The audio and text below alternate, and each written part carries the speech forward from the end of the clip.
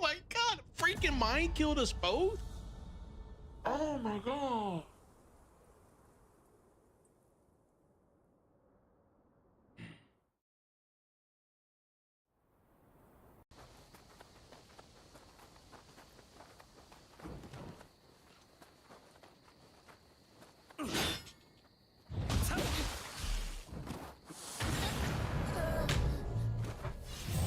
I didn't expect him to do that close to me.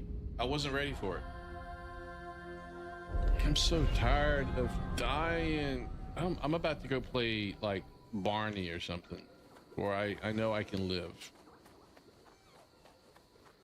Oh my god, he's got his sausage. Kiss her? Let's go with kiss her because it says kiss. We gotta do it. 싫어? 형 소세지 말고. It said her, not him. 우유만.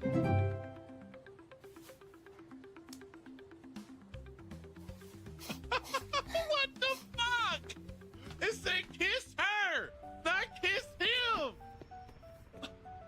Oh. Okay, I'm gonna send this back down because I'm gonna need it. All right. Let's get my stuff again. Motherfucker! Where the fuck did you come from? God.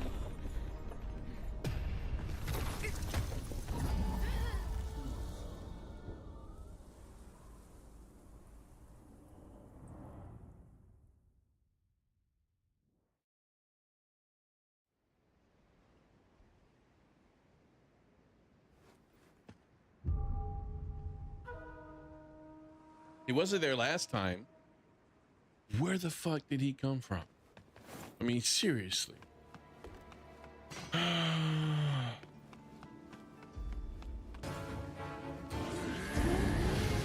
find out.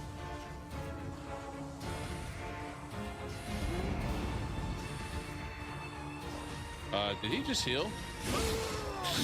That almost killed me. That almost killed me. I didn't know he was doing it. Holy shit. Holy shit. He's healing.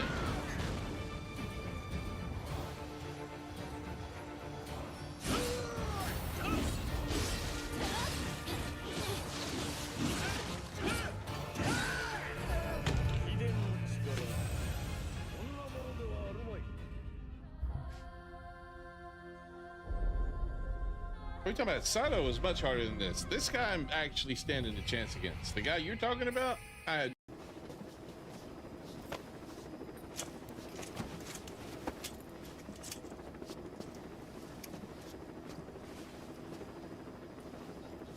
Oh, well, hello there. How come she's wearing a different outfit? I thought she couldn't breathe if she had clothes on. You know, she's suffocating. We're suffocating quiet here. She's gonna die. We gotta take her clothes off so she can breathe.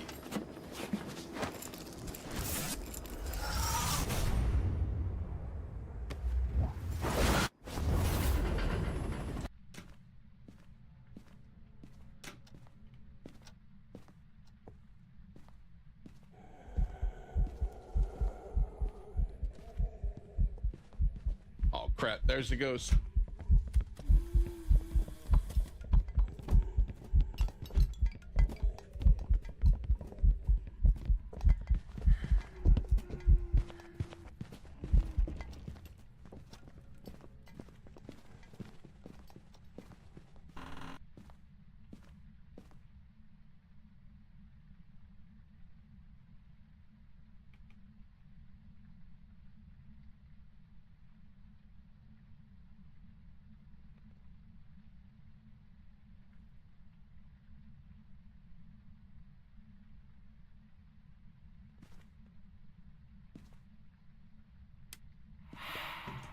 Okay, it's over. Ooh! Ooh! You see me loot that guy? Ooh. He could handle it, man. Still don't know what it is. Oh, kabobbled here. I can't get straight. All right. I didn't check if it was in the basement or in a garage, so we'll check the garage first. the box. It's ah!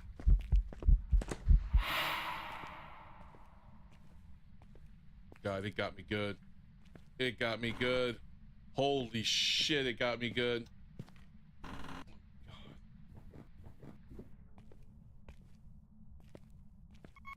Can't believe that. As soon as I walked into the freaking garage. He makes his own decisions, but here's the thing. If Ludwig went into this knowing that Mango has an alcohol problem, he never should have invited him to the event, or he should have invited him to the event but not let him drink, or not egg him on to drink even more. If you know someone's got, look, here's the thing. If you know someone's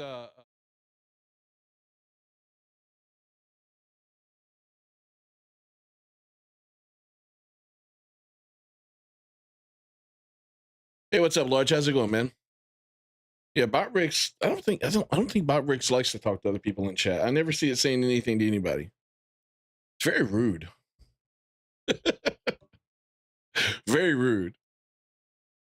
Giving you the silent treatment. Yeah, sorry. I forgot to mute my mic. And unless you're talking about Bot Ricks, but like I said, he doesn't talk to anybody. You should be able to hear me now. All right, let me just get this chat here going. All right, so you can hear me now, right? I think you can. All right, so here we go.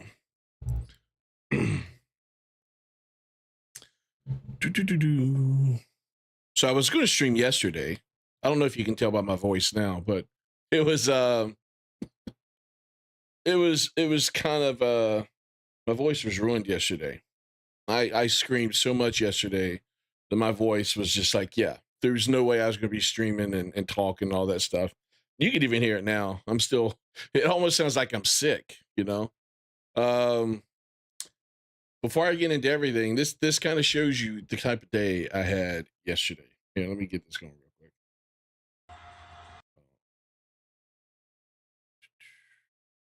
There we go. Look, this is the day I had yesterday, Large. I'm a Bills fan, by the way. Okay, I'm a Bills fan, just so you know.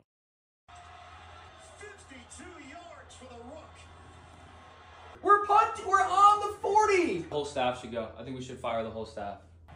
I'm done. Let's go somewhere else. Let's do something else. I'm gonna play better because I'm punch. Don't let the boys get hot. Don't let the boys get hot. Don't let the boys get hot. Was in fact airborne and did cross the goal line with the ball. Putting the crew neck back on. Putting the crew neck. And they're going to give the catch to Buffalo. I can't tell if they're giving him for the touchdown. Let's go. Let's go. No. Hold on, 64. Oh. No. Offense number 64. He's got room in front of him. Pulls the trigger. Let's go. He's a lot quieter than I was. To stay in the hunt and Same. I was running out around the house, screaming, opening up the door, screaming through the neighborhood. and he takes it in for the touchdown. A silencer from Get him, get him, get him, get him, Bosa.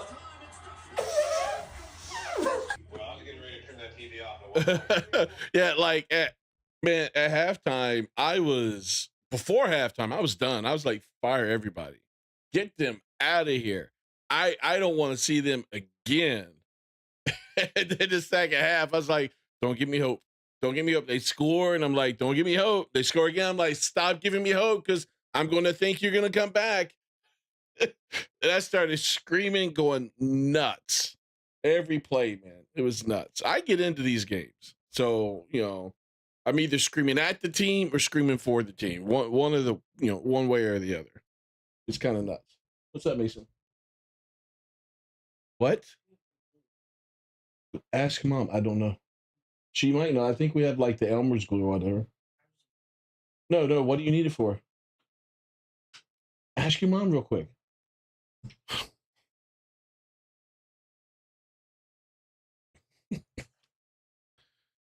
Yeah, I'm a savage. No, not made in a savage. It would be it would be Savage Sage. How about that? I don't know. Or Sage the Savage. I don't know.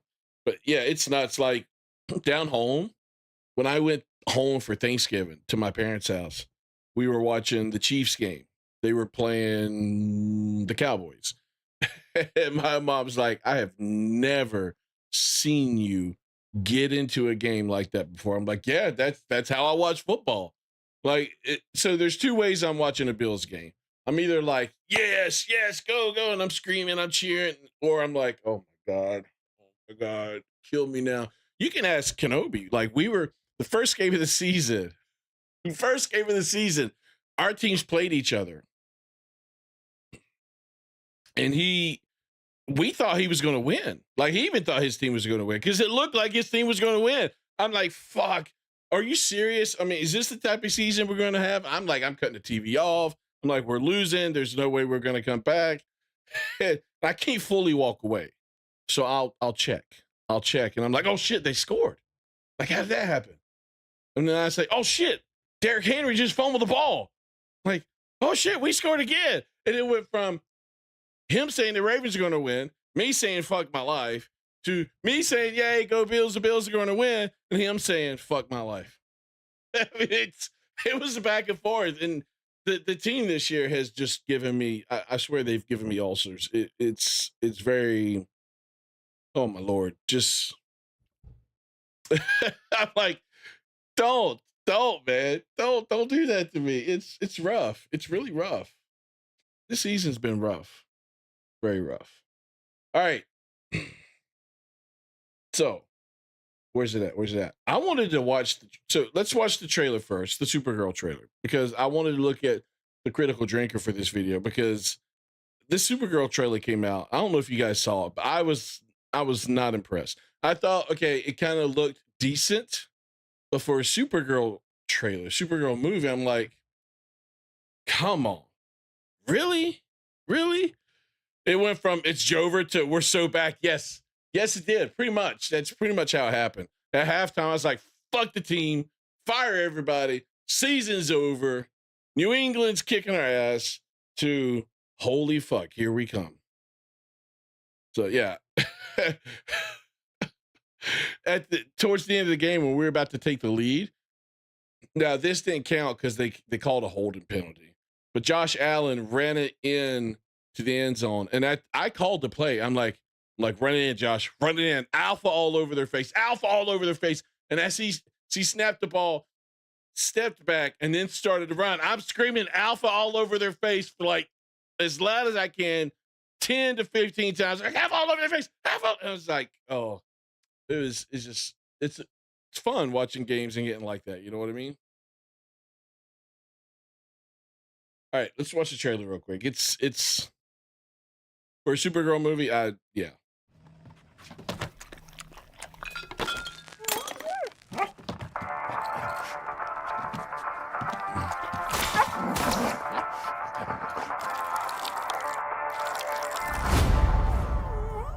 You managed to get most of it on the paper this time. Good job. Some people were flipping out because they deliberately set it up to where he was peeing right on Superman's face.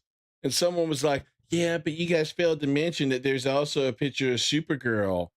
I'm like, yes, but Superman is front and center here. That's where the piss landed. It's deliberately pissing on Superman. Look, when it comes to movies, certain scenes, certain imagery, they give off a message. You know, pictures say 1,000 words. That's what this is saying here. It's giving off thousands of words here, and people could try to cope all they want, but we know what he's trying to do here. You managed to get most of it on the paper this time. Good job, buddy. Well, there goes copyright. Cars are out. Does this not give you Guardians of the Galaxy vibes right now? I mean, just the way it looks, the music. I mean, is that all he can do? Hereby declare the 23 will be the best year yet.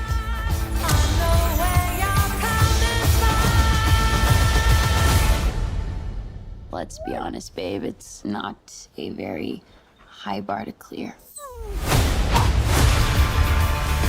I haven't been into Supergirl either, Large, but I would love to be. But unfortunately, she doesn't exist. I actually like Supergirl, but I've never read her comics. I've seen some of the animes and stuff, but you know. I didn't know any of you were still alive. What was it like to lose everything in the day? That's a good point, Max. Giving you Carol Danvers vibes. That is definitely true. No, we don't need to create new superheroes, Lars. What we need to do is have people that can actually make good superhero movies when it comes to DC. Outside of Batman, DC's never had good superhero movies. I mean, recently, right? I mean, you had like the, oh, let's put it on a pedestal, we can never talk bad about it, Superman movies from the 70s. But outside of in recent history over the last, 40 years, almost 50 years now, the only ones that we've had that's been really good were Batman. Well, okay, cool. Make new ones. I'm fine with that. But give me the overpowered, I'm going to kick everybody's ass Superman. That's what I want. And the only people that can touch him are people who are equally super strong, badass motherfuckers like Darkseid, Brainiac, Doomsday. Other than that, Lex Luthor can kiss my ass. Batman shouldn't even pose a threat to Superman as far as I'm concerned. Krypton didn't die in a day. The gods are not that kind.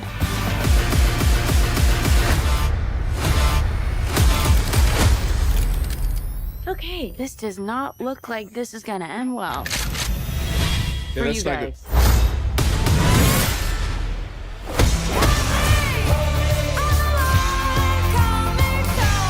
Do others on your planet have powers like you? No, it's a pretty small group of two. So it's a woman with a woman sidekick and a small animal. What Superman like? Hers Jason Momoa is, hold on, look, you'll see. Hold on. Jason Momoa is Lobo. I'm like, dude, I don't know about you. I liked him in Stargate Atlantis. I liked him in Aquaman. But I'll be honest with you. I am tired of seeing Jason Momoa. He's always playing the same freaking character. He's like The Rock. He's like Jack Black. Anytime you see them in a movie, he's like Kevin Hart. It's always the same character. There is no range here. I don't know if it's because he's incapable of doing it or if he's just not given roles. Because, you know, Arnold Schwarzenegger, he had a hard time being, yeah, he's kind of overused. I agree, Max. Arnold Schwarzenegger had a hard time getting out of the action role. He wanted to get out of the action role. It was very difficult for him to convince people. I think it was Twins was his like first comedy role that he kind of did. And it took a lot of convincing to get people to even let him make that movie. I don't care if he's a perfect Lobo or not. I'm fucking tired of it, man. I'm tired of it. It's the same freaking character every time I see him. I'm tired of it. He's overused. I don't really care. In fact, at this point, I'd rather than pick someone else. What Superman like? He sees the good in everyone. And I see the truth.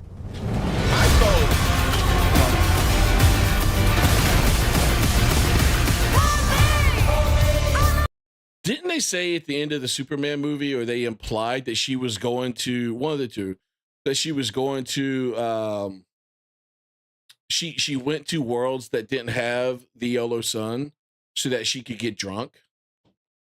Wasn't that something they said? Because my impression is that they can't get drunk due to the yellow sun, similar to like the Flash, right? Their metabolism processes the alcohol way too fast, so they can't get drunk unless something robs them of their powers, right? So I'm like, if that's what she's doing, where's all this taking place at? Because it obviously looks like she's got her powers and there's a yellow sun. So maybe she's just traveling around. I don't know. It doesn't appeal to me at all. Not at all. Conan brought Arnie in, but he just couldn't get out of it. Oh, he finally got out of it. And it was good too. He's definitely a very comedic actor. In fact, there was this one you guys remember Lucy, right? Like Lucy, I'm home. I can't remember the name of the TV show, but I think they had another TV show or something. She had another TV show later on. Maybe these were later episodes of that same TV show. I don't know. Arnold played a Hispanic like handyman, and his name was Rico. And it was just so funny because he had this thick Austrian accent as he was speaking English, and he would say certain Spanish words. It was fucking hilarious. Hold on, let's see if I can find this. Hold on, Arnold Schwarzenegger, Rico, Lucy. Let's see if I can find this. Hold on. This might be a little clip. Hold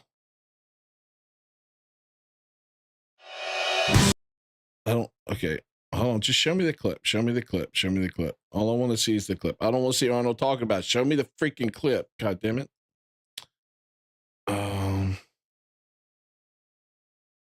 Yeah, here it is. Here it is. Look at this.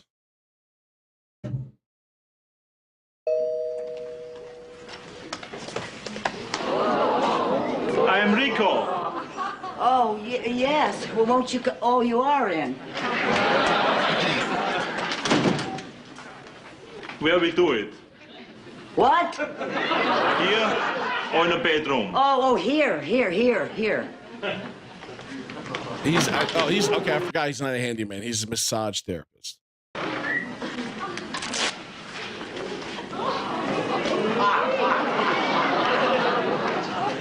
I set up table.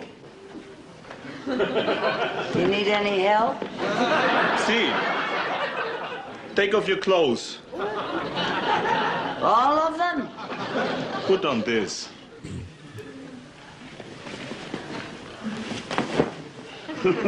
How'd you know my size? Scusi? I'll be right out. I'll be right out. No, Nameless. This is like an old TV show. The Lucy Ball. She was I don't know if you ever heard of it. Be like, hey, Lucy, I'm home. That's that same actress. I don't know if it's the same TV show, but you know, he was like a Hispanic guy. He said "excusi," he said "si." He would throw in a Spanish word here and there. Nowadays, they would never cast him as this role. People would be getting canceled. People would be getting fired if they were to cast someone like Arnold Schwarzenegger in a role where his name was Rico and he's supposed to be some sort of Hispanic. Yes, but I would love watching this type of show, Nameless, because, you know, honestly, they're funny, but they're funny in a different way. They don't have to be crude. They don't have to be like, I don't know the best way to describe it, but the comedy here is much like in the old days. The comedy is much more authentic and funny than current day. You know what I mean? All right. So that's the role I was talking about. So it's just, you know, Jason Momoa may be either he doesn't care or he's having problems getting, you know, roles that fall outside of the current typecast that he's in. Because right now, it seems like every role that he gets, he's playing the same type of thing. It's boring. All right. Critical Drinker. Tell me what you think about this superhero slop. This movie is a wacky, irreverent adventure about a dysfunctional, loose cannon protagonist with a love of dancing and 1980s pop music who uses snarky humor to mask their inner pain and turmoil. They're not your typical superhero, that's for sure. But when they get embroiled in a world-ending conflict, they're forced to team up with a group of likable misfits. They're not your typical superhero team, that's for sure. Our gang have to learn to put aside their differences and work together to save the day, and along the way, our main character finds a new surrogate family in this crazy group of outcasts, and learns that sometimes the real heroes are the friends we make along the way. This isn't your typical superhero movie, that's for sure.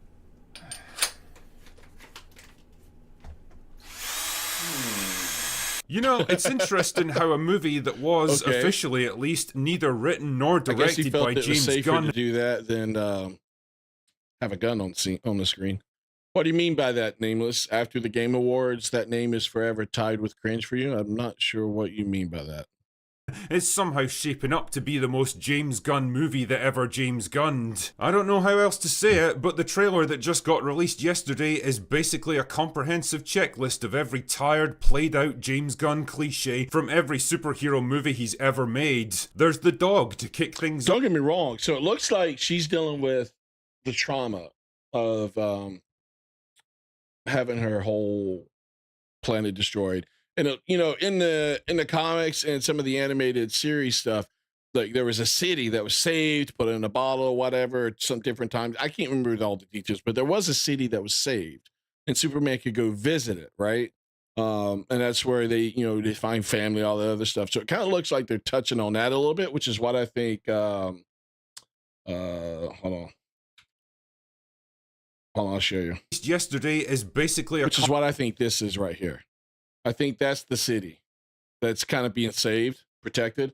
So I understand that, and I like that. I just don't think James Gunn is going to do a very good job of making this type of movie, because I think James Gunn excels at Guardians of the Galaxy stuff, and honestly, I'm kind of tired of it. After Guardians of the Galaxy, I'm like, break it out. Let's do something else. You're recycling the same bit over and over at this point. Tired, played out James Gunn cliche from every superhero movie he's ever made. There's the dog to kick things off, because there's always a dog in a James Gunn movie, because everyone knows that putting a cute furry animal in your movie is pretty much the quickest and laziest way of speedrunning. They do this with games too nowadays, and I'm torn on this. I'm torn. In your way to audience sympathies. We've got the obnoxious use of 1980s pop songs, because by golly, Yeah, James shocker. Gunn sure does love his classic pop music, which has the That's right, Kenobi. I think it was Brainiac that did that. Yes, you're very correct. I think it was Brainiac that did that. Thank you. It's been so long since I've even paid attention to any DC comic stuff. I'm like, I know something happened, but I can't remember all the details. interesting effect of pissing me off that twice, Nicolas Cage? because I know Holy the shit. studio's gonna absolutely jump on this video the moment I play more than a second of the trailer with audio, and also because after being forced to listen to Kate Bush on repeat in Stranger Things like I was trapped in some kind of Guantanamo Bay torture session, I've developed a thorough and abiding hatred of this lazy, cringe, nostalgia-milking bullshit. It's not cool and quirky anymore, it's just fucking tired. Also, and I'm hardly a musical expert. This is a movie right here. I need to get. I love this movie, but I don't have it. I need to get a copy of it. Assassins with Antonio de Banderas. I don't even know if I said that right. I mean, I know I said his name right, but I tried putting like the Spanish. Anyway, and it's got Sylvester Stallone in it. Really fucking good movie. On this one, but I kind of have to question the song choice here. Call Me by Blondie was written for American Gigolo, a movie about a male prostitute. What the dickens could they be hinting at here? Anyway, it's time She's the slut. to introduce our main character, Kara. She's not your typical superhero though. She's a drunken, cynical, messed up party girl who likes to cut loose and do her own thing. She's definitely not here to live up to your expectations, that's for sure. What woman is? Girls get it done. She's played by Millie Alcock, who turned in a great performance. Is that really how it's said? Oh my god. I'd hate to have that. I'd be changing my last name. Definitely be changing my last name. In House of the Dragon, and I'm sure she's going to do her best here. I mean, she's not exactly statuesque like I'd imagine Supergirl to be, but whatever. It's not like we'd expect her to do crazy stuff like work out in a... No, but she's cute. She's cute. I don't mind her herself being casted as Supergirl. I think she's cute. It's the script in the movie I'm probably going to have an issue with. gym or anything, but she looks fine as the drunk, out-of-control party girl who's going through a midlife crisis at 23 for some reason. Oh my goodness, it must be such a drag to be young and hot and super-powered. Can't imagine how you cope with it. Quirky, pseudo-retro science fiction gags? Don't worry. You know what she'd probably do nowadays? She would have her OnlyFans account. And she'd be doing super stuff in the nude and selling it on OnlyFans. we've got you covered. Because clearly when you have the ability to fly and travel through space, a bus is the natural choice for getting Only around. fan pictures from space. Actually, why the fuck does she even bother with wearing that GoPro cam pointing down at the planet, and she's like topless and stuff, and then she'd be like, "What's up, guys? Buy my next new photo set shot right here." Oh, well, she's got muscles, Nameless. Don't worry, she's got muscles. She doesn't need it to be like ripping like Arnold Schwarzenegger, though. a trench coat when she's basically immune to temperature? Oh right, that's why. Time for a fight scene, I guess. Let's assemble our group of accommodating stuntmen to get the shit kicked out of them. But don't forget to work in that snarky James Gunn humor. Yep. Okay, this does not look like this is gonna end well. For you guys. Did not see that one coming. Nailed it. Who even wrote this shite anyway? Anna Noguera, eh? Not exactly a screenwriter I'm familiar with, but surely she must have some pretty impressive accomplishments if she's been charged with writing a $200 million blockbuster. Let's take a quick look at her IMDb page, shall we? Oh. What? Are you telling me she's only wrote one other thing and it's a short?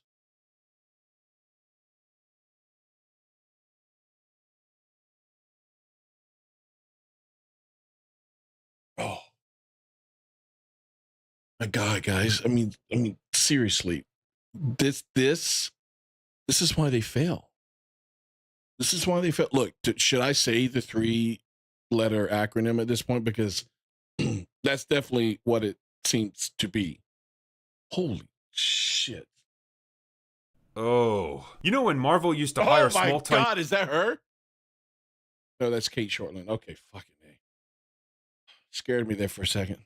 Indie directors for their big budget movies because they knew they'd be too scared and overwhelmed to do anything other than obey studio orders? I can't help but think of that right now. Anyway, it doesn't matter who wrote it, the end result is the same. I am fucking tired of these movies, man. The forced humour, the overbearing music, the desperate attempts to be edgy and different, the visual diarrhea that looks to be 90% green screen, the predictable plot points and story beats that you just know is going to be shoved into the standard James Gunn mold because that's literally the only thing he's capable of producing now.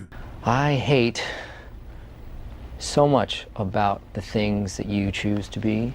There's a word that keeps lurking in my mind whenever I think of James Gunn films, and that word is sincerity. Not because they actually possess it, God no, but because they're so completely lacking in it that... See, I think James Gunn, it would be like me making a movie.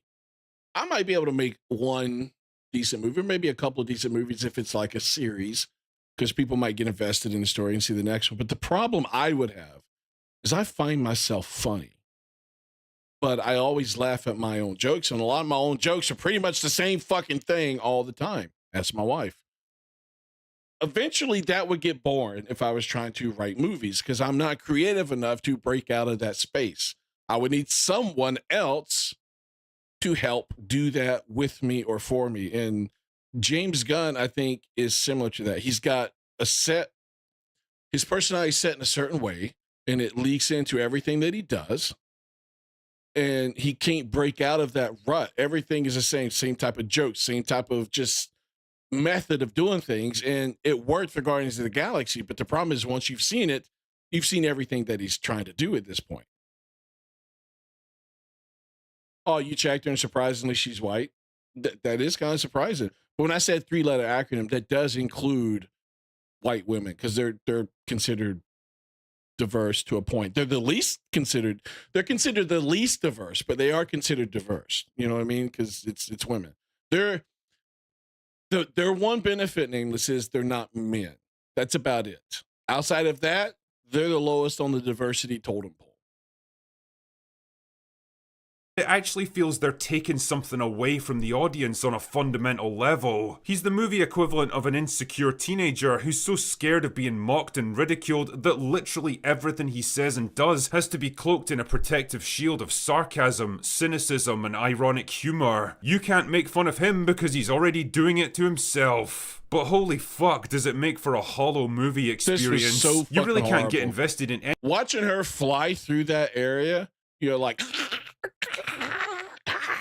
It was, oh my God, it was awful. And what made it worse is the way the camera like zoomed in on her face and at the like angle from kind of below a little bit. It was awful. Anything or anyone in a James Gunn movie because it all feels like a setup for one She big was joke. screeching the And, entire time too. well, I think people are starting to feel it. For all Zack Snyder's faults as a storyteller, and believe me, there are many, one thing you can't accuse the guy of is insincerity. His films might be slow, bloated, self-important, dour and overly serious, but you can tell he's 100. I kind of disagree with a little bit of that. I think his movies are beautiful. I love them, honestly. I haven't watched Rebel Moon. I do think he also needs someone to help rein him in a little bit. You know what I mean? I think all creators do, really, honestly. You need your, like Andy Griffith had, had his deputy, right? Barney Fife. I think every great person needs their sidekick. Batman had Robin. You know what I mean? % committed to the story he's telling, and there's a kind of simplistic honesty in what he does. He's sincerely trying to show you who he is and what matters to him as a filmmaker. We even ran a poll on Open Bar a few weeks ago asking the audience if they preferred Man of Steel, a movie that's been thoroughly shit on over the years, or James Gunn's Superman by James Gunn. Unjustly shit on. I'm sorry. Unjustly shit on. Are there some issues with it? Yeah. Like, I don't like, I would love to pick his brain on why it seemed like in parts of the movie, it implied that it wasn't the sun, but the atmosphere that powered Superman. Because when he went into the Kryptonian ship, it was the atmosphere that was like doing him issues. And I'm like, I didn't like that. I really didn't. I'm kind of curious as to why he did it that way. So there are some questions I would have about that movie. But overall, it was a pretty fucking good movie.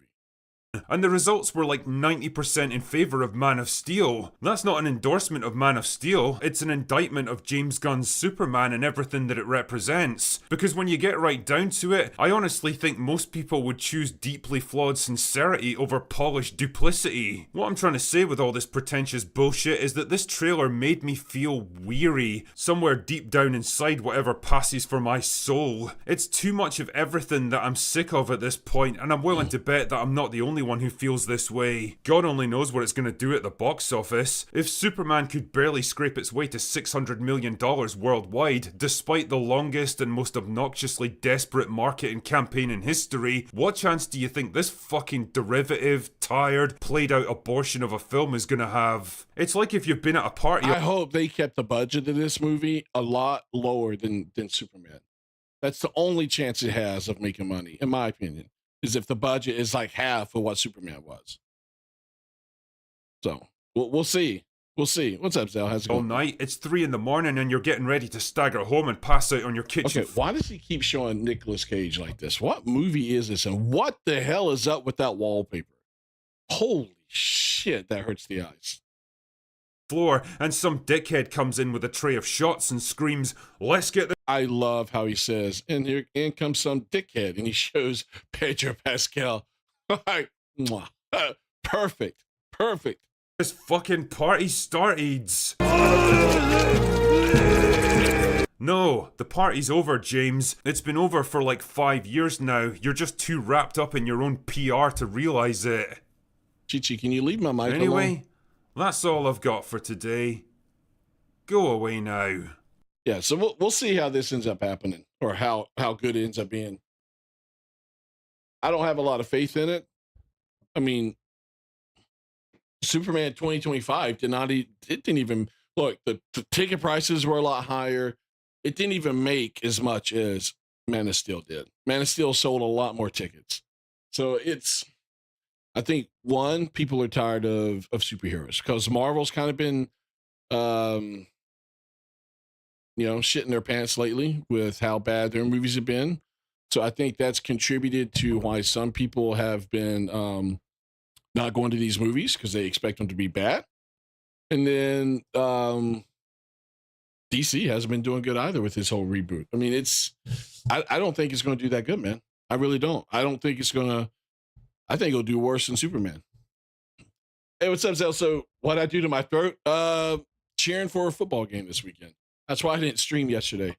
I was screaming my head off, yelling for my favorite team. If not for me, you wouldn't have heard of this shitty movie, You Need Your Life Back. You wouldn't have heard of it yet. Nameless. Yet. Eventually, you would have. You know, a part of me agrees with you, Large. I do think you're correct when you say Henry Cavill was too masculine for Hollywood. I kind of agree with that. I think just look at the masculinity they like to prop up right now in Pedro Pascal. I mean, that should tell you all there is to it. No, that's true. You can ask my kids. Well, if they were around. We were all downstairs watching the game. Our favorite team was down 21-0 and ended up coming back and winning 35-31. So it was a good game. Screaming, neighborhood heard me screaming. It was nuts. I even thought about one day potentially trying, because some people like to stream their own viewing of the game. I thought, okay, maybe one day I'll do that so people can see my authentic reactions to these things. But I don't know. We'll see. And so look, people are there's this one guy on X, man. He is all about James Gunn in the DCU. He will swallow whatever dick James Gunn puts out there, man. It's nuts.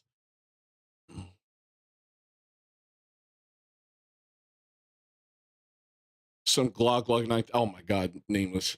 And look, people's already out there making excuses. Listen. We won't go too deep into it. Some of you are bots, some of you are influenced by bots and you don't know. This guy became popular because he would cry to trailers. He would watch trailers and stuff and just like, oh my God, it's the best thing ever. And he'd start crying. I don't know if he can cry on demand, but some people are like, dude, okay, one time, yeah. Every time, come on. Now you're milking it and it's got to be fake. But that's just the truth of it. That's what's going on right now. Anywhere foreign people that don't like us can sow dissent and discontent and argument between us. Was he already crying? Because his eyes look red. Did he just get done watching the trailer? That's what they're doing. I've been talking about this for like 7 years now. It's become more proven lately. There's more evidence to show it. But it's like, stop. If you like what you like, stop letting other people think for you. Oh, well, no, I'm going to go way too deep because we've lost critical thinking. Okay. Hi.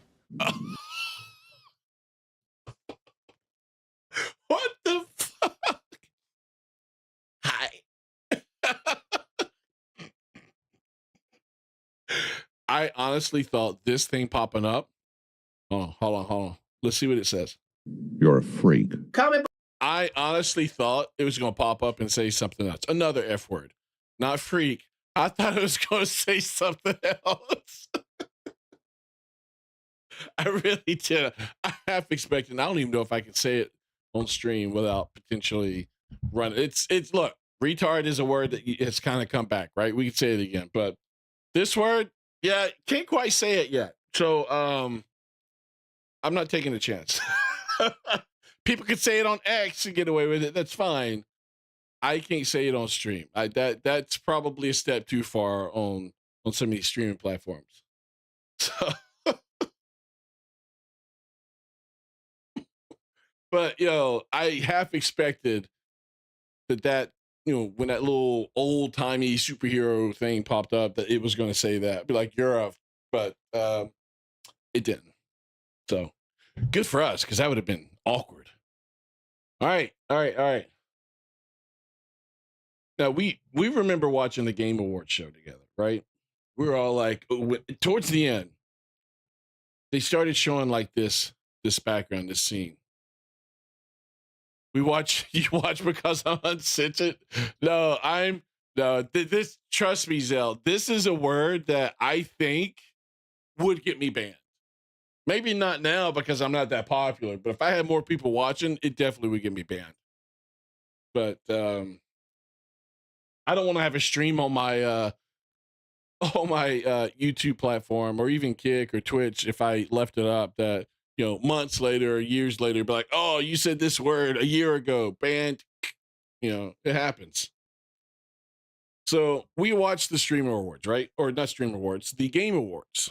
And so the last thing they announced, I think they tricked everybody because they started showing like the scenery on the big screen in the background. We're like, oh, Elder Scrolls 6. Wrong move, guys. I think it set people's expectations up too much. And then he mentioned Titanfall, which again, I think set everybody's expectations incorrectly. So when they announced Highguard, it's not had a very good reception. A lot of people don't like it. A lot of people have said as much.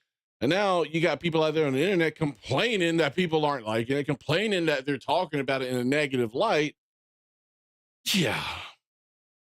I think this game's going to be dead on arrival. I really do. I really do. All right, let's watch this one. Come and went, and with it, a slew of new games were shown off during the show, from Total War 40K to a new game from the Ascent developers called No Law. This is the first time in a long time I actually feel pretty good coming out of an award show like this. Usually it's a ton of small side-scrolling indie fighters or Japanese uwu games and a bunch of games like Wukong or Wolong or fucking Mahjong and every other game that looks identical to Phantom Blade Zero. No shade though, I just really wish that FPS fans... Wait. What does he have in the background? Hold on. Identical to Phantom Blade Zero. No shade. Dude, why?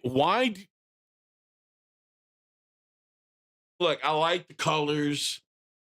I like the setup in the wall, but why do you have this wrestler as, oh my God. I'm not asking questions.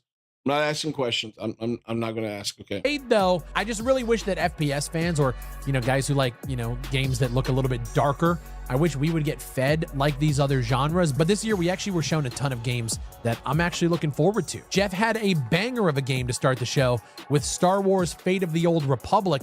But what everybody is talking about today is how Jeff ended the show, where usually we're greeted with a spectacle. Last year was Intergalactic, and in years previous... yeah, that's a spectacle, Intergalactic. How well was that game received? We get shown games that are usually hyped across the internet. Elder Scrolls 6, everybody expected Half-Life 3. Like, the end of the show is always the stamp at the end of a night to show something that everybody is usually looking forward to. This year, a little bit different. And now if you're... Well, if it's a cutout, why is it a cutout of a dude? I mean, dude. To each his own, but dude, come on. Come on, man. Really? He's not beating allegations. I'm sorry. As much as I might have liked, Stone Cold Steve Austin or The Rock back in the days or something like that, I wouldn't get a cutout of them. If I got a cutout, it would be of one of the female wrestlers. I'm just saying, for certain reasons, because I'm not, Listening to what Jeff Keighley said leading up to the reveal, you would think that we're about to get our dicks blown off. Sometimes our last why did you gotta be so Game Awards violent? is a teaser for something. Why can't you say about to get our dicks sucked? Why do you guys say blown off? That's violent, man. Years and years away. True. Not tonight. Okay. Our final world premiere comes from 61 members of the team that built Apex Legends and Titanfall.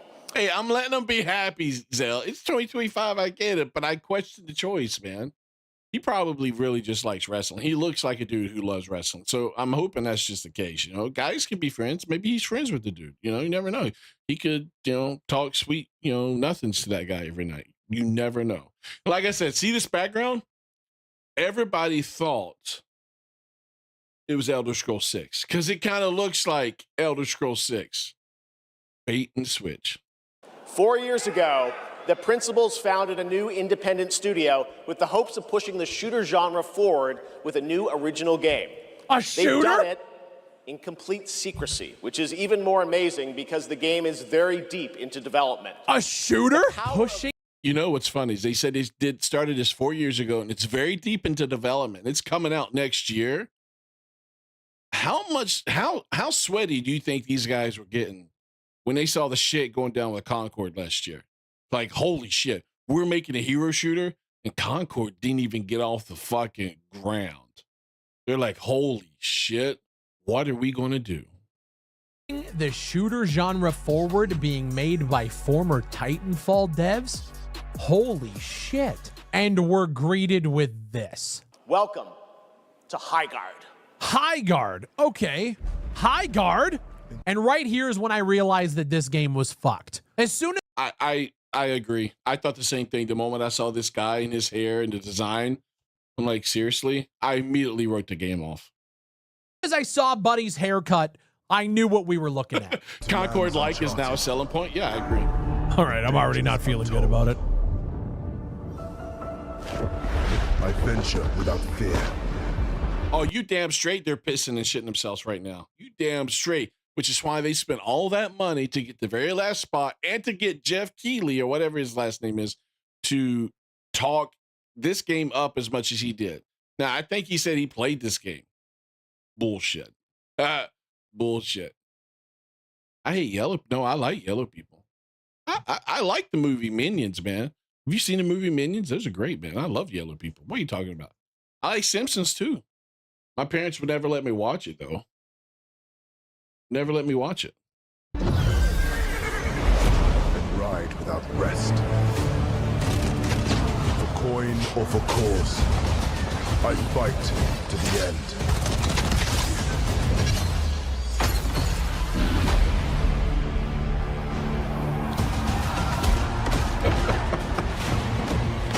This game is going to flop so hard.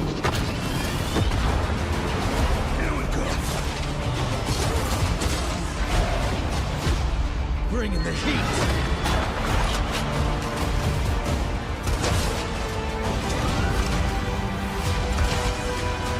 Your light belongs to me.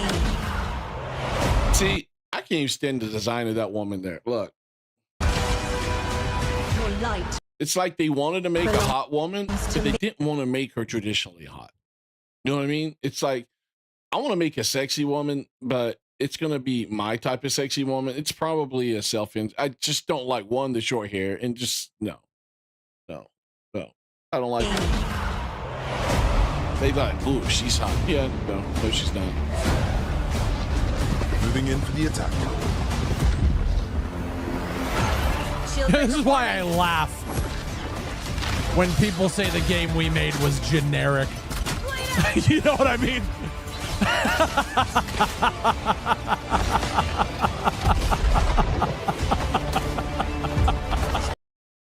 Look at this. Look at this right here. I got He-Man vibes when I first saw this. I'm like, I want a real He-Man game. A real He-Man game. Like in From Software style. I want to be He-Man or She-Ra in a From Software game. That would be so badass, man. They're trying to go with Goth Mommy, but it's not working because someone on staff said make her look realistic. Yeah, probably. It just didn't look good. I didn't like it at all. Strike fast. Sea power coming in.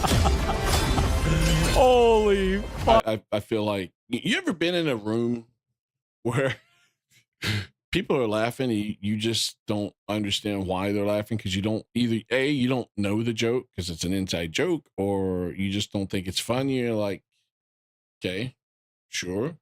That's what I felt like just now while this guy was laughing for like a full-on minute. Fucking shit, man.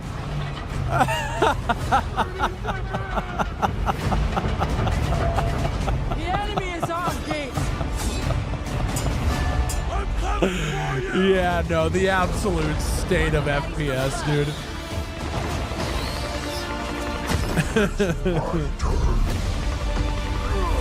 Is it a MOBA? It's what I feel like now is probably what my wife feels like when me and the boys, we make a fart joke or a poop joke, or we fart and stuck it up and we're all giving each other a hard time. My wife's over in the corner like, seriously, what are you guys doing? Oh my God. She's just shaking her head like, oh my God. Yeah, the guy's forced laughing. Yeah. He's a Jedi. I am the coming storm. Oh no, man.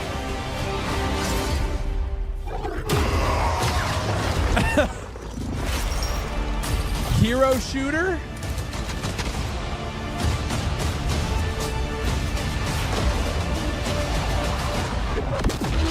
I I am a warden. I'm not into these This games either. is my I'm not lodge. gonna lie, the haircut automatically set. I was like, yeah, no, it's over.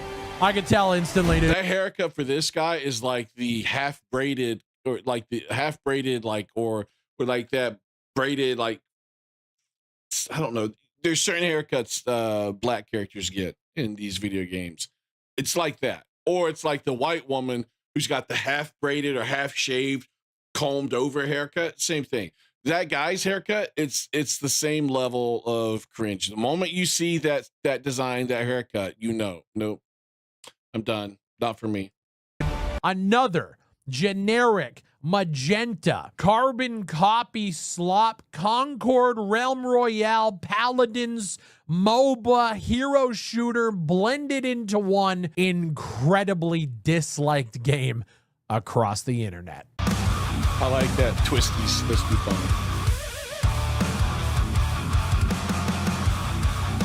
Ladies and gentlemen, today we're talking about Highguard, a brand new game from old Titanfall and Apex Legends developers.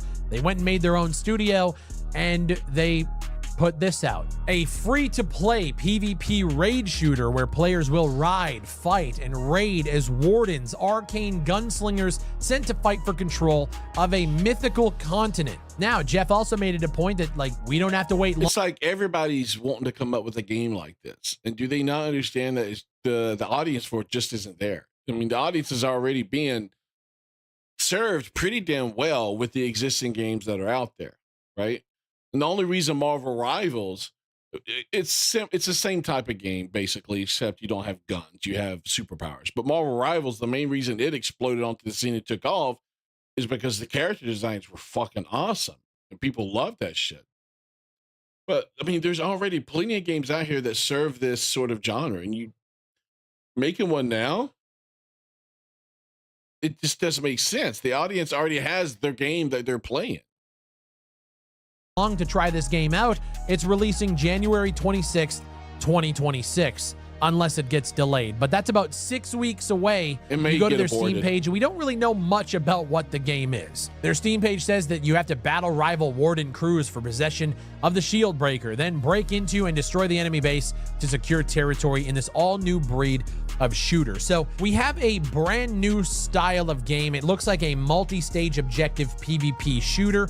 I'm not even sure how many people are going to be in the game, but when you look at the conversation surrounding Highguard, it ain't looking good. Their community hub, now granted, I will say, the question is, which one's Concord 2 and which one's Concord 3? This one or Marathon? Which one's the second, which one's the third? I want to say this one's the second because it's coming out probably before Marathon, if I'm understanding things correctly. So this would be Concord 2. Marathon will be Concord 3, right? I think so. I think it's probably right. The community hub, usually a cesspool for shit like this. My God, the amount of times I have read Dead on Arrival is fucking insane. Now, I have been messaged saying that the developers are banning people for legitimate criticism. And I gotta say, I've read some of the shit that people are posting over there. It's a fucking disaster. Telling the developers that they have a fetish for humiliation for putting the trailer out will. And you know what's worse? When you have this type of reaction, this type of reception to your game being not previewed, presented at the Game Awards, right? That basically means death for your game. When you have such a huge negative reaction, the negative sentiment's going to continue to grow and build, and your game will flop hugely when it's released. It's unfortunate, but nowadays, the initial public reception is huge. You fuck that up, or you just get a negative one because nobody's interested in your shit, you cannot escape it. It will either kill your game outright or keep your game from exploding onto the scene and being a huge success that you hoped it would have been. Most likely get you banned. It's funny, don't get me wrong, but it will most likely get you banned. When you look at the trailers around the internet, every single place has massive dislikes. The IGN trailer is sitting at 15,000 downvotes, 2.1K up. I think that's your only option there, Max. Either go radio silent or roll with the punches and be positive. I agree. Pushing back, no. I don't think they themselves have pushed back. I think what they're probably doing is they're probably pushing back through game journalism. You know, the games journalists, the activists, stuff like that. Because here's the thing: if gamers don't like something, you know, the activists are gonna be like, "No, you need to support it. We like it because you guys hate it." They're gonna automatically take the opposite opinion.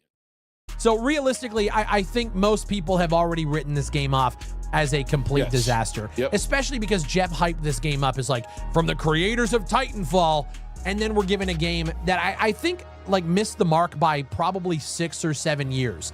Yes. No, well, like I said earlier, there's already games in this genre that are successful. People play these games. They're not going to have interest in your game, or let's say they come over and play your game. They're going back to their game.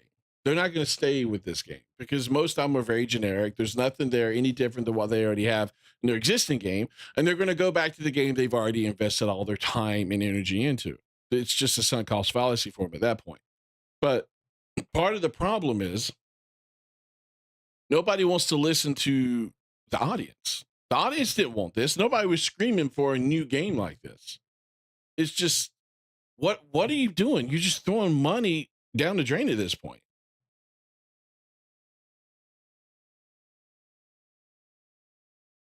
I already saw what happened with Concord, so I can't imagine how they're feeling at the studio right now. And don't get me wrong, I genuinely feel for these developers because they have clearly put some work in. It doesn't look like it's fucking... Look, if this is your passion project, that's great. You made it. You should be happy with it, whether it fails or not. But I'm not going to feel sorry for developers when they develop a game that nobody wants. I'm just not going to feel sorry for them because here's the thing. They're going to be the first ones attacking me for saying I don't like the game. Why should I feel sorry for them? I'm the customer. I'm not supposed to feel sorry for Pizza Hut when Pizza Hut makes a bad pizza. No, I don't know. You know, trash early access slop. It actually looks like some effort was put in. It just feels like the concept. It feels like the visuals, the actual art style. It's not hitting for people. And I think we knew that from the first few seconds of the trailer, which is unfortunate. Now, this is obviously judging a game before anybody has really got their hands on it. I'm calling it Concord 2.0 based on the reception to the game's aesthetic and the overall negative sentiment around the game going into this launch in about a month. It's very similar to Concord's reception. And so here's the thing. Concord, they were trying to say, hey, it was just a price point. People didn't play the game because the price was too expensive. What they failed to mention because they either are too ignorant, don't know, or they don't want to mention because it kind of counters their point and their narrative, is that Concord had a free-to-play beta. You could play the game for free. And at no point in time did it succeed during the beta. The numbers were horrendous. So this game's free to play. This game's going to be free to play. You're not going to have to pay $40. So that whole excuse that the price point's too expensive, that's why I failed, isn't going to be there. So let's see what type of numbers this has when it's released, because nobody has to pay for it. It's going to be free to play. Will it have numbers when it releases? I fully expect it'll have decent numbers right at the very beginning when people are checking it out. There will be people who will want to check it out, and because it's free, there will be people that check this game out that did not check Concord out, right? Because not everybody plays a beta, or not everybody might know that the beta is happening when the beta is happening. You know what I mean? Not everybody's aware. So I do think that maybe there will be some people checking this game out when it's first released, again, because it's free to play. The question will be, and I don't think this is likely, how well will it hold on and retain those people? I think it will probably flop pretty hard within a week of it coming out. The one thing we can say that is different from this game versus Concord is the fact that this game is going to be free to play. Now, you look at Concord. Concord was a $40 game, but they did have a free to play beta weekend a couple of weeks before launch. Nobody played that either. So now we can actually look at a game. You know, everybody said, like, if Concord released free to play, it would have been super popular. Now we can actually see it. And I'm not saying this is Concord. Concord was more of like an arena style shooter. Damn. What I'm saying is the reception to the art style, the aesthetic, the characters, the vibe, the actual game itself. Yeah, it's all being negative. called Concord 2 fucking everywhere. So now we can actually see if all of the yapping changes, if a game comes out at a solid price point, this one being free to play. Now we can actually see the stats. Are people going to give a shit? I question if it even gets to that, Nameless. I question if it'll even get 7K. Concord didn't. Did it? I Are don't think it people did. just yapping to yap, or is there merit in saying that the industry is fucking pushing back and are tired of these generic run-of-the-mill fucking hero shooters that we seem to just keep getting shoved down our fucking... Yeah, Concord didn't even break 1,000. Its all-time peak after release was 697. So I mean, it did too well. Throats. And of course, you have people on the other side of the fence defending the game saying, Big Fry, you actually don't know what Concord looked like. This looks like nothing like Concord. I love the chipmunk voice. They're the same picture. It's fucking identical. I've been saying it for years, and I think this is the first time we can look at a Game Awards show. There was a lot of violence. There was, some Star Wars game. Its beta for Concord was bigger than its release. What does that tell you about how good the game was? It couldn't even bring back the full numbers that played the beta. People played the beta like, this game is shit. The character designs are shit. I'm not playing this game. And then when word of mouth got out, people were like, okay, I won't even try it because it's shit. And that's the problem with your game coming out or being revealed like this at an industry event and it getting an overall negative reception. When that reaction or reception is overall negative, it's going to severely hurt the reception of your game when you release it. People aren't going to want to play it. They're just going to assume the game is ass because 1, they didn't want that type of game. 2, people are telling them it's ass, or they think it's ass based on what they've seen. There was some dark, gritty, cyberpunk like shooter fighters. There was that game Gang of Dragon. There was a lot of games that I think appeal to our demographic for the first time in what feels like fucking forever.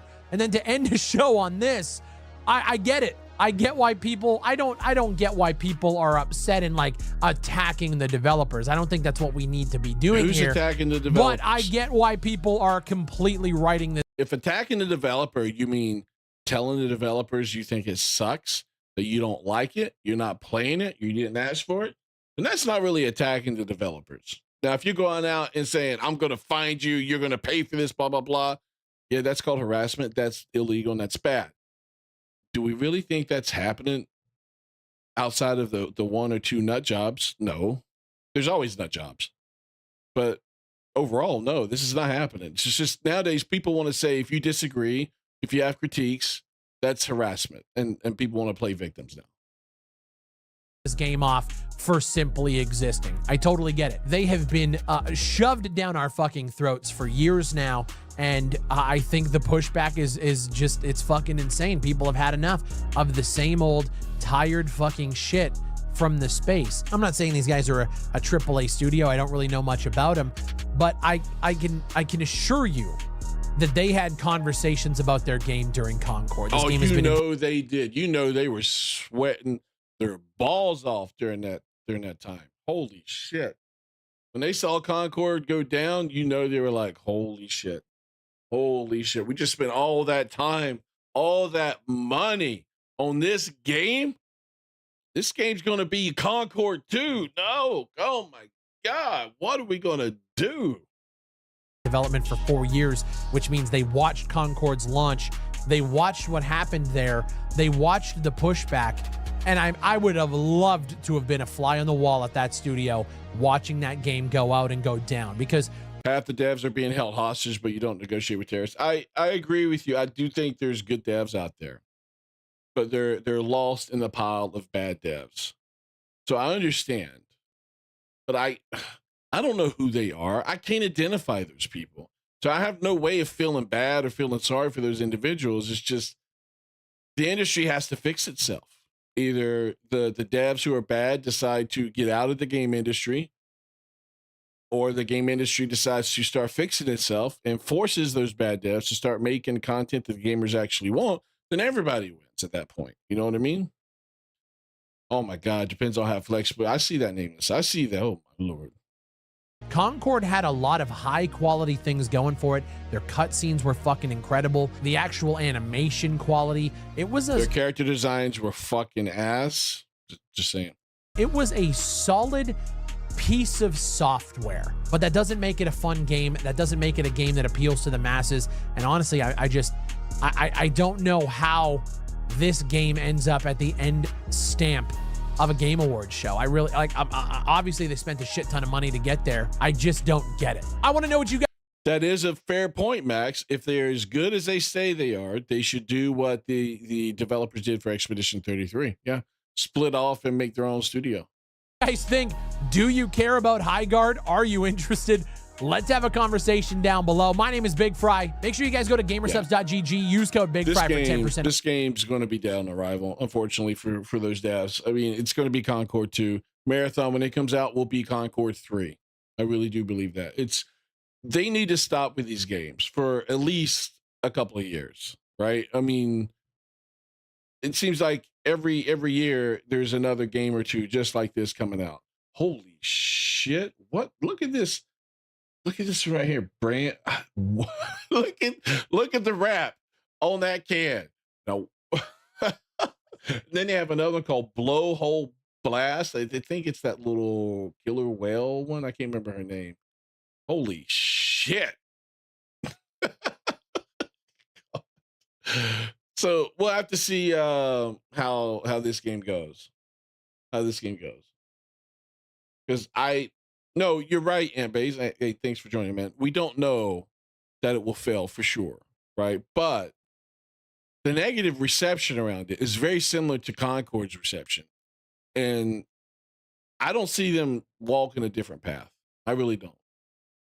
Now that it's free to play, the numbers might not be as bad as Concord, because Concord is $40. But I don't see this excelling and having a huge success. I don't think it'll be Overwatch. I don't think it'll be, Marvel Rivals or anything like that. So, of course, a lot of that might depend on its, character designs. I think Marvel Rivals succeeded for two reasons. One, familiar characters with superpowers and stuff, kind of cool. Two, the character designs for both men and women were fucking awesome. Really well done. Really well done. Now, speaking of Expedition 33, Max, I saw an Asmongold video, and I wanted to pick it up from a certain point in that video because they started talking about, there's people out there complaining that Expedition 33 won the best RPG and how it should have been Kingdom Come Deliverance 2, and how, people are upset that they were nominated and won so many awards and that wasn't fair. I wanted to kind of pick it up from this point of his video because that's kind of what they're talking about.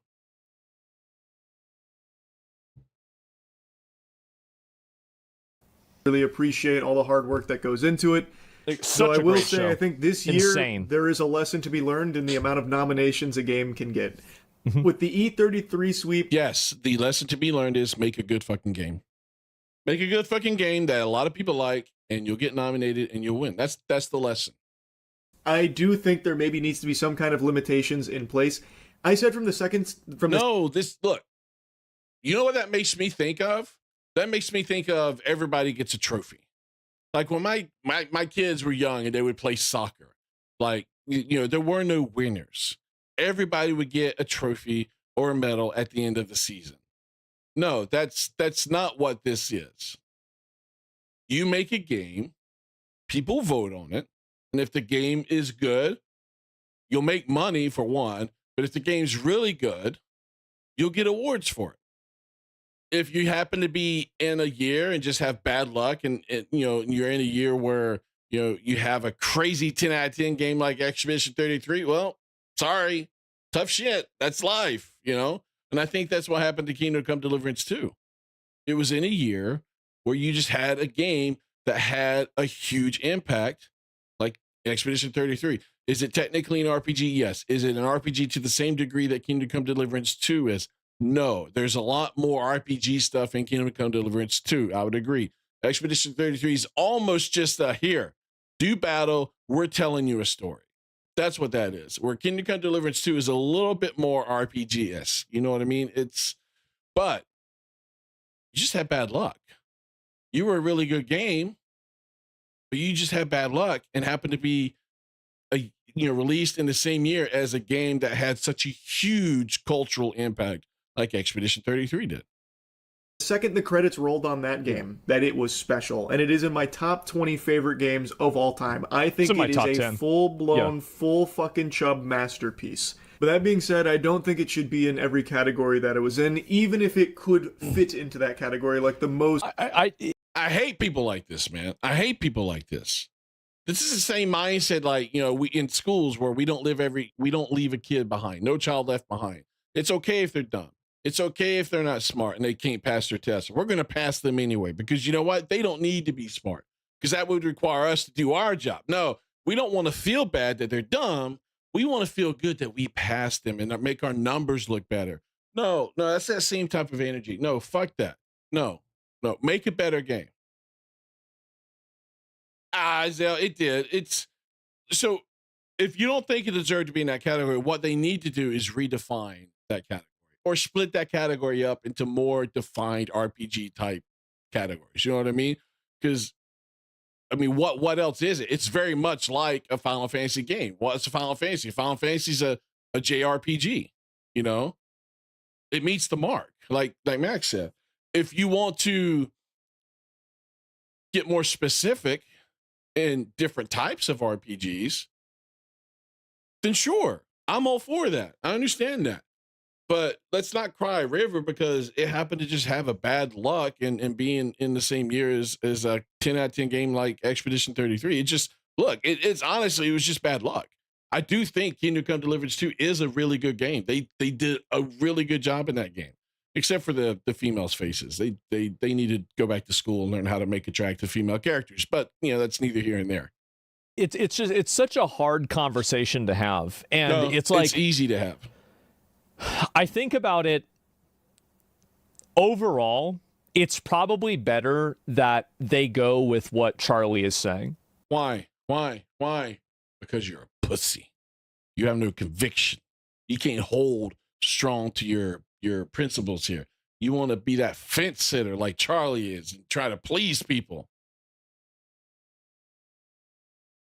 Yeah, I don't know how you would define the difference, honestly, Zell and Max. I do think there is an argument there to be made, because there is a difference, because you have a turn-based, or maybe do it like a turn-based RPG versus whatever you want to qualify KCD2 as, because that is a point. That is one of the differences.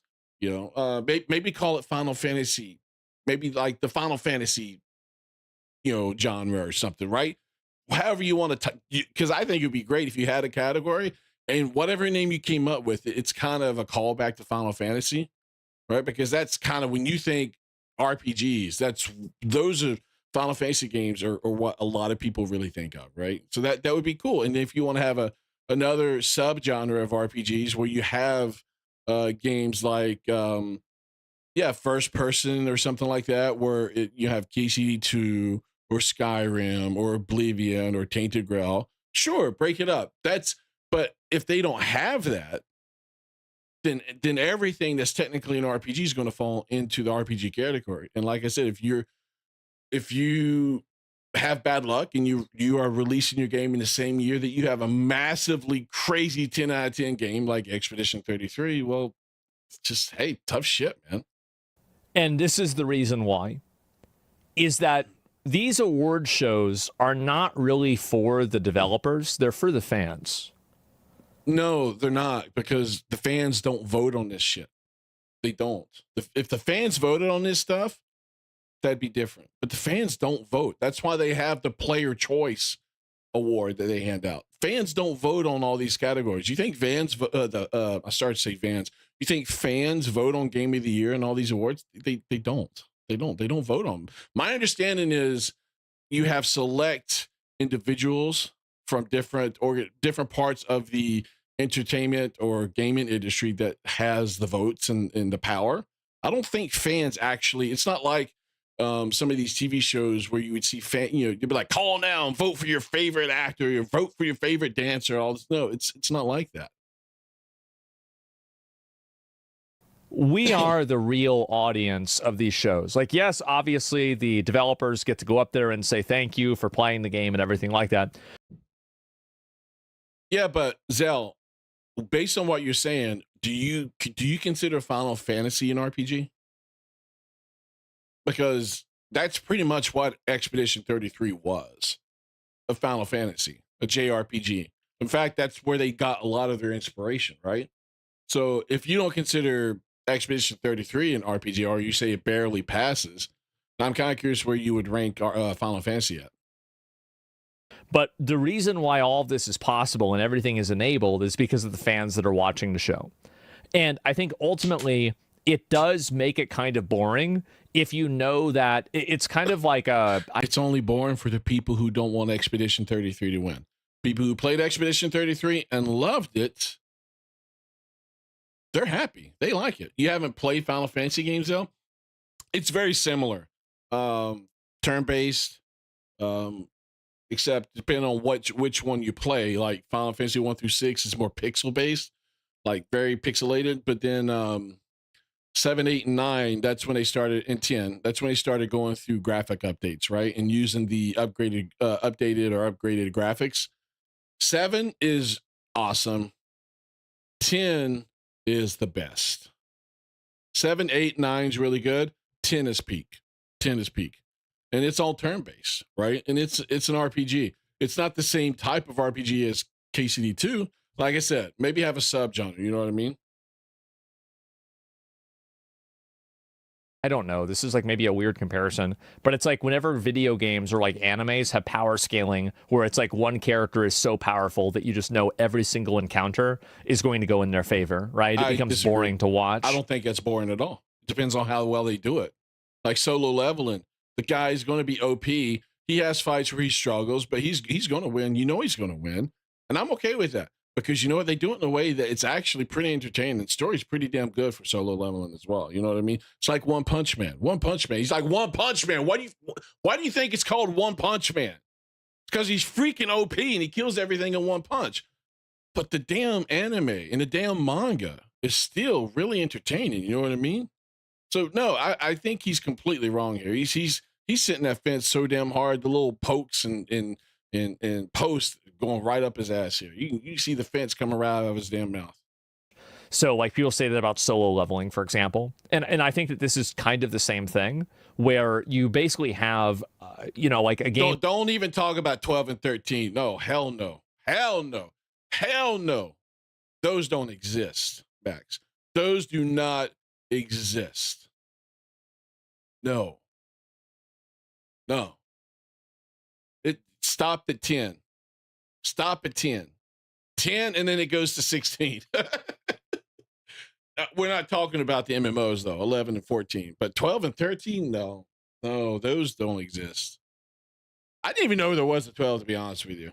It went from, the only thing I know about 13 is you had lightning in it. And there's those, like, nobody talks about those. Like, those are like the redheaded stepchild, the bastard childs of the Final Fantasy series, from my understanding, along with 15, and some might even include 16 in there. Unfortunately, because again, I think 16 would have been better, well received if it was turn-based. But outside of that, I think it was fucking awesome. I mean, is it perfect? No. But I think it's awesome because what I like is really good. It's winning everything. It's winning every single thing. And now it's like, it's not exciting really to watch the outcome because you know what it already is. And yeah, maybe that's true. I disagree. If a game is voted it to win, then it deserves to win. I understand, and I understand your point of view, but I do think that deserving is not, like, I don't give a fuck about that. Well, then shut the fuck up if you don't give a fuck about it. Why you have an opinion about it if you don't give... He's approaching this from a business point of view. And what he doesn't understand is it's still successful, whether, one game wins everything or several games win awards. The This whole point of view is just, it doesn't make sense to me at all. Like, I care about whether it's entertaining or not, whether you are making a show that people want to watch. And that should be your priority number one. And the truth is that people want to watch because they want to see what games win what awards. People do it all the time. You watch it. All these YouTubers watch it. All these gamers watch it. I mean, I watched it. It was the first time I've ever watched it. And you want to know why I watched it? One, because of Expedition 33. Two, because I'm a streamer and I thought, hey, I might as well stream it. If one game wins every award, that makes the show kind of boring. Oh, wait. Was 12 the one with the VR the bunnies? Okay. We might be able to include that one. I think that one's probably good. I've never played it, but I have heard good stuff about it. I just didn't realize that was 12. My bad, Max. My bad. 13 though. We don't talk about that one. That's it. Most contentious is the indie game category. While yes, it is by definition an indie game, I do feel like it shouldn't be there to give room to other games. It shouldn't be an indie game. It shouldn't be there to give room to other games. See, this is the type of bullshit I hate, man. It's like having the best player, like your kid, for example. Let's say you have a kid. Your kid is the best person at an event, the best person, at some sort of sporting event. But they don't give the reward to him because he's already won in other areas. That makes no fucking sense. It's like saying, somebody goes to the Olympics and he participates in 4 different events. What is it? What's that swimmer, Phillips or whatever? I can't remember his name is. That swimmer that won like all these freaking gold medals. I mean, that's like saying, oh no, dude, you've already won one. You can't participate in these other ones. That's not fair. We need to let these other swimmers come in. No, I hate that fucking bullshit, man. And that's what this reeks of. Games should only be indie if they're self-published. It's so. Okay, I don't. Hold on. Here, let's see here. Chat GPT. Okay, let's see. Was Expedition 33 self-published? I don't know if it is or not. Let's find out.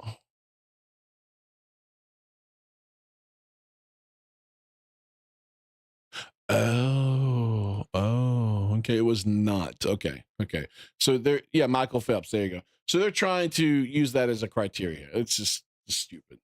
I thought it was a whole self-funding thing. But either way, again, they're trying to come up with all these different excuses to try to keep the superstar kid from winning all the awards, even though he's the best person at that sporting event. And it's just bullshit, man.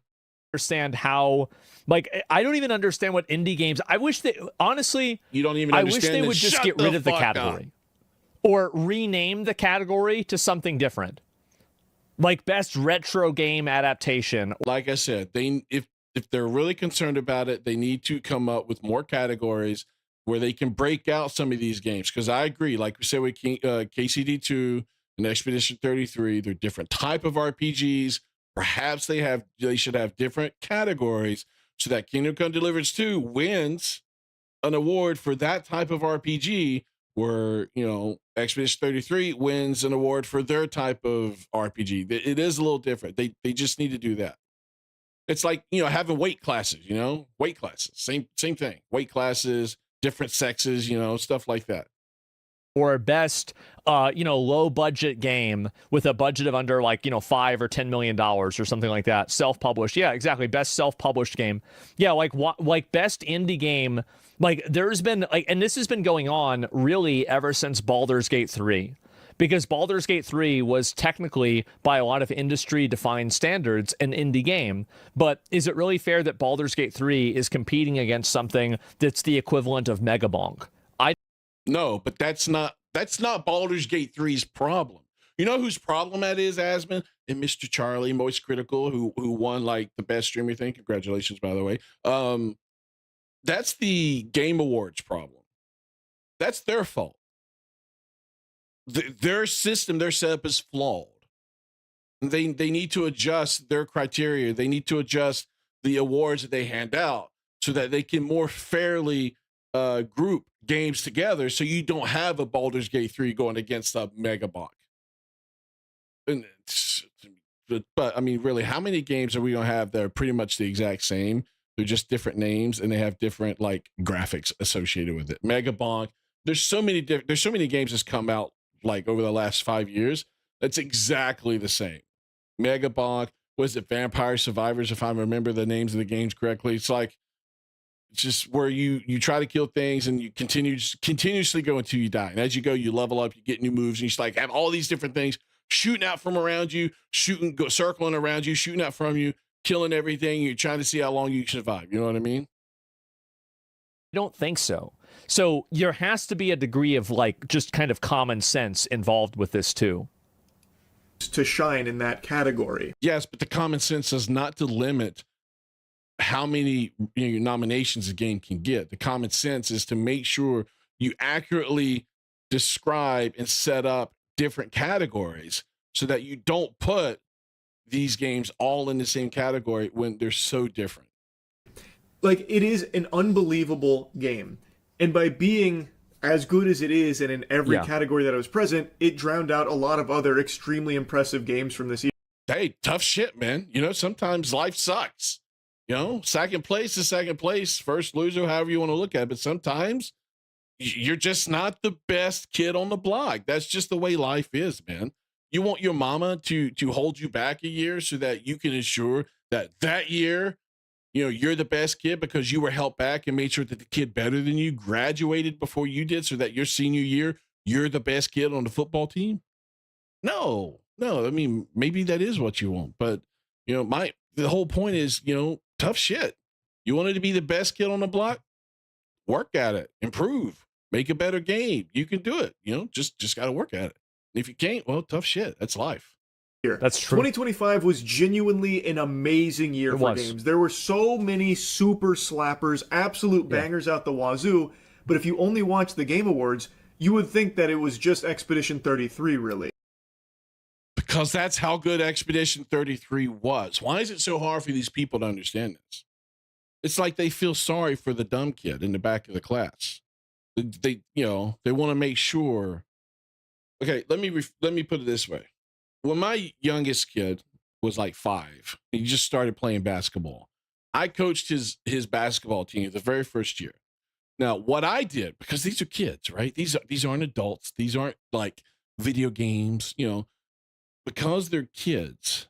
What I would do is when we're really winning, I would tell the team, I'd call timeout, pull them over, and I'm like, okay, you see this kid over here on our team?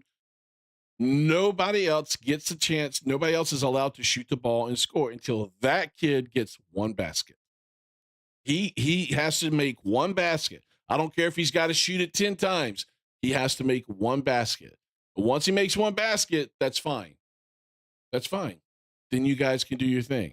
Because, again, I'm trying to be fair because they're kids. That's not real life for them, right? This is real life. We're not going to hold Expedition 33 back because you feel sorry that you've got that retarded kid in the background that hasn't won an award and you want him to win an award. I'm not saying the kid I was talking about was retarded. He wasn't. He was just not as skilled. But you get my point.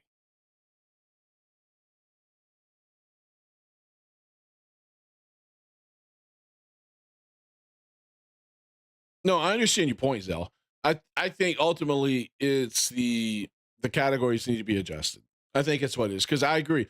Expedition 33 and Kingdom Come Deliverance 2 should not be in the same category for RPG. They shouldn't be. They're two totally different types of RPGs. And that's a shame. I do think E33 deserves like the Game of the Year win. I think it's that much better than every other game. I actually do. Exactly. I don't think any of these other games like Hades or Silksong or anything like that, I don't think they're even in the same universe as Expedition 33. They're not. So what are we talking about? If that's what we think, why are we having this discussion? I mean, really? They're not even remotely close. Exactly. Agreed. So I think they deserve to win every award. But I just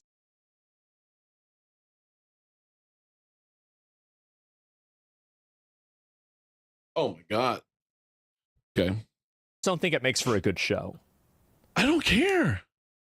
Okay, let them worry about it. They need to fix their shit. I guarantee you they had a lot of people watching this show. Guarantee they had a lot of people watching the show. I'd be curious to see what the ratings are compared to other shows. Because here's the thing. I can promise you, I've heard this a lot, so it's obviously true. You know, everything you hear on the internet is obviously true. People don't watch it for the awards. They watch it for the game reveals. They want to see what's coming up. That's what people are watching this for. Not the awards, but the new game trailers and whatnot. And many of its other wins, because I do think that does epitomize what the games industry should be about. Yeah. A team of passionate creators that all banded together under very unlikely circumstances and create, mediocre shit that you want to give them an award for? Or what? I mean, I want to award quality and greatness. A very wild way Kingdom Come Deliverance 2 is better as an RPG game. I mean, this is my personal opinion, right? I don't even think Kingdom Come Deliverance 2 is remotely close to as good as Expedition 33. I don't think it is either, but I'm biased. One, the story was awesome. Two, the dev wasn't coming out and attacking people, like they did with Kingdom Come Deliverance 2. But I will admit, I thought Kingdom Come Deliverance 2, what I played, was actually pretty damn good, to be honest with you. Pretty damn good. Like, basically, I think that Kingdom Come Deliverance 2 is a 9 or an 8 out of 10 game. But if Expedition 33 is a 10, then Kingdom Come is like a 6. But to be fair, I did not beat KCD2. I probably didn't even get halfway. Games like that, I kind of lose interest over time because they take so long, honestly. But the parts I did play and the story I was exposed to, I thought was actually pretty damn good. For a 7. I don't even think it's remotely close. He just said 6-7. Assembling this team of creatives to create something that's really not been done before to the degree in which they did it with the budget that they had, apparently less than $10 million. It is an unreal story. And the person at the head of Sandfall, he is like a gamer's gamer. That guy, I've watched a couple of his interviews. Like Devil May Cry no-hit runs or something?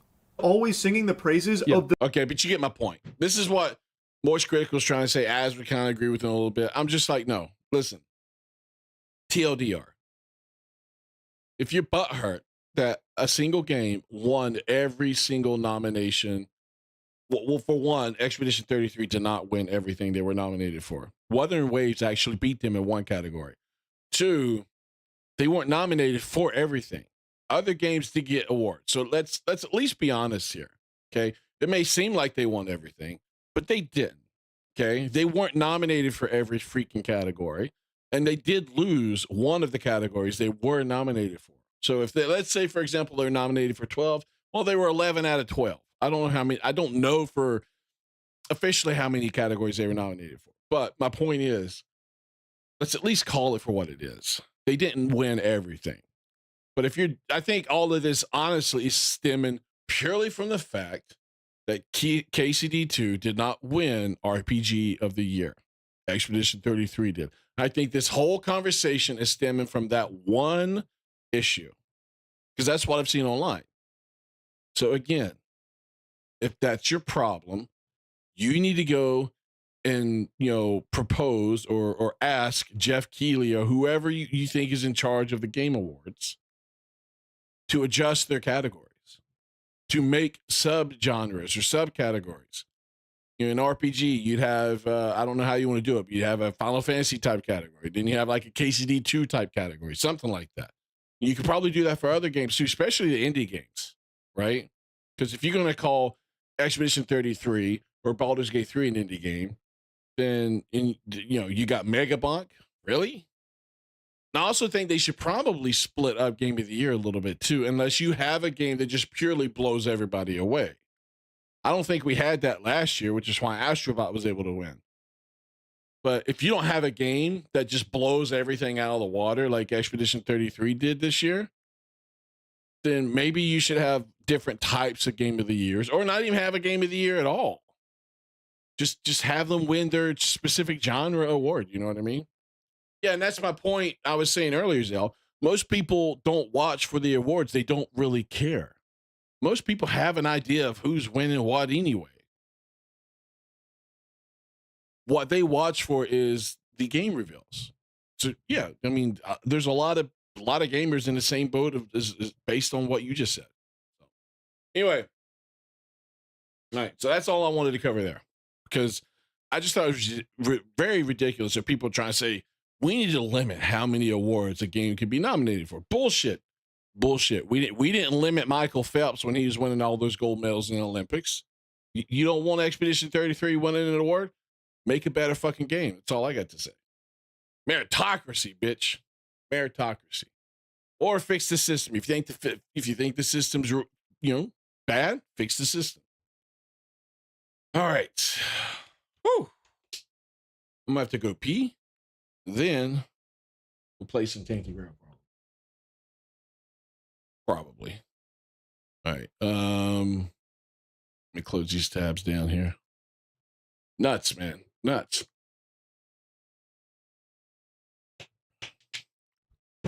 I'll be right back. I'm going to go pee. Enjoy the chair stream for a little bit, guys.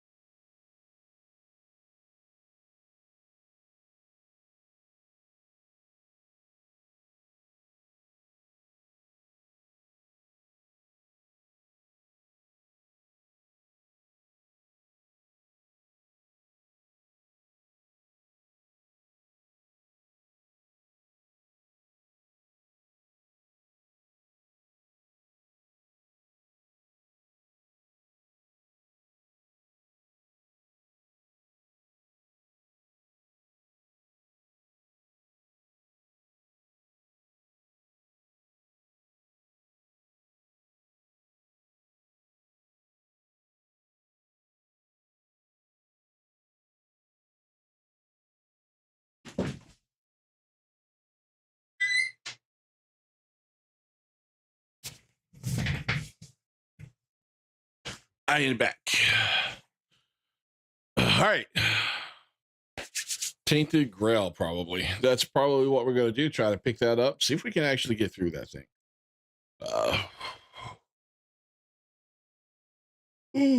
My wife is probably upstairs playing whatever it's called. Where Winds Meets. I'm going to need to wait and see when they release more story for that game. I'll have to log in and find out. I actually use Firefox as well. I've been trying to move over to it, but I just haven't done it yet. I have such a habit of using Chrome. My wife hates Chrome. She uses Firefox.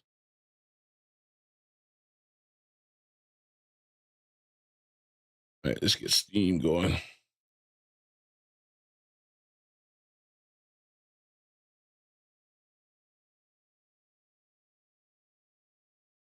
Library.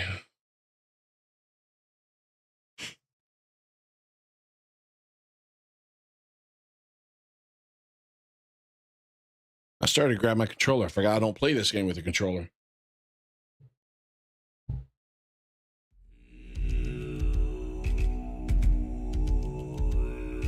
I like the music, man.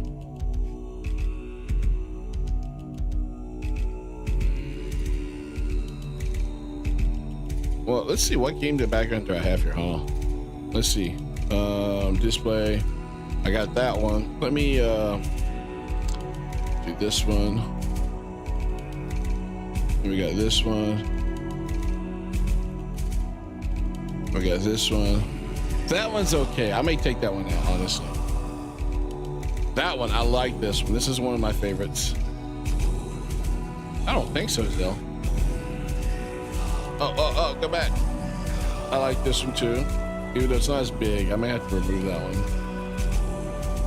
I like it to take up the whole screen. You know what I mean?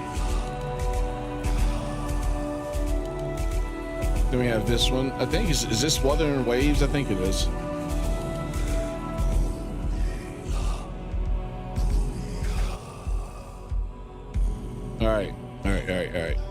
All right, we're good now. Let me re-enable game capture. There we go. We're gonna continue. Can't remember where I left off at, honestly. YouTube ban you for using Opera? I don't think so, unless they unless you're doing something to, I guess, circumvent some of their advertisement stuff they're trying to put out there. Because I think they're trying to push back against what is that one ad blocker, Origin, I think it is, stuff like that.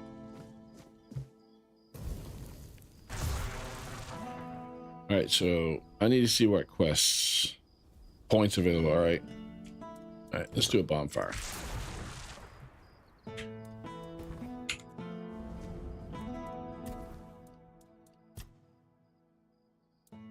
Okay.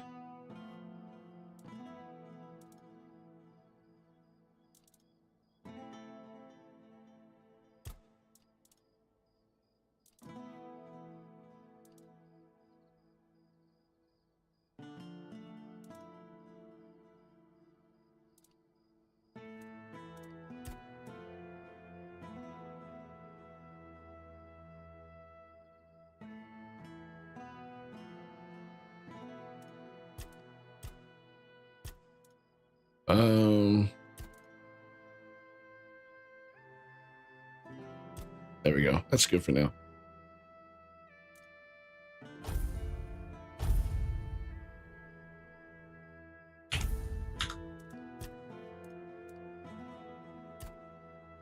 Oh wait, spirituality, wands and cubes. I'm not really doing that right now. I am doing summons though. What's this one? Your summon gain health regeneration equal to 10% of my manage. Okay, sure, we'll do that. And then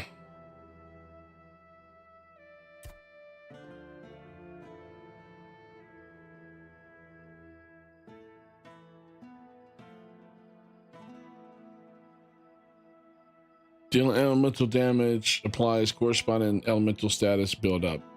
All right, we'll do that as well. All right, we're good.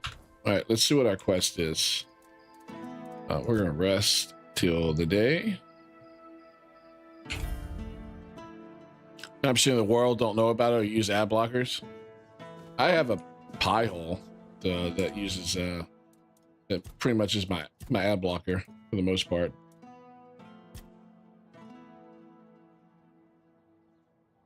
Okay, let's do this one. I got to track all these people. Which one's the closest? Okay, we'll just go straight.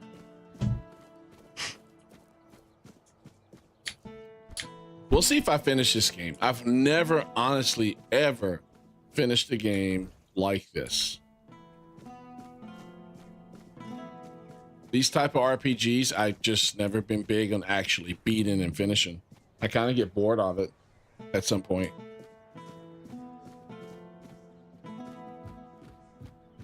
Honestly.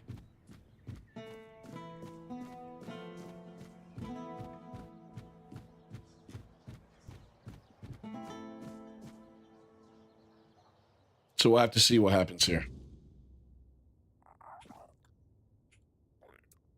Oh, that's that priest lady. Lord Yvain is looking for trustworthy allies to join his quest for the Holy Grail. I know. I'm the one who suggested it. It's the only way to get Camelot to hold off moving the Manir. Yvain can count on me. After everything that's happened, I see now that this is the right path. Tell Yvain I'll join him on this holy mission. Oh, okay. Mother. She's good. You. Yeah, my voice sounds like shit, guys. I'm sorry about that. All right, there's one other person nearby down there. Hey, Max, have you actually finished and beat Skyrim before? I know you're playing it right now with mods, but have you beat it?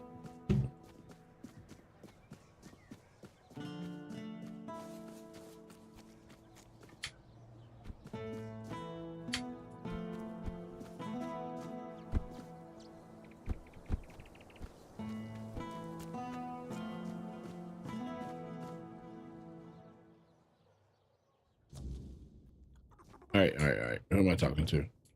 If nobody's working the anvil, then it means the forge is closed, and it will stay closed until Beor gets better.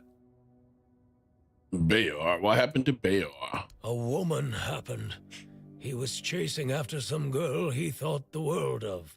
Almost ended up shuffling right off this mortal coil. One time he went to see her and didn't come back for 2 days.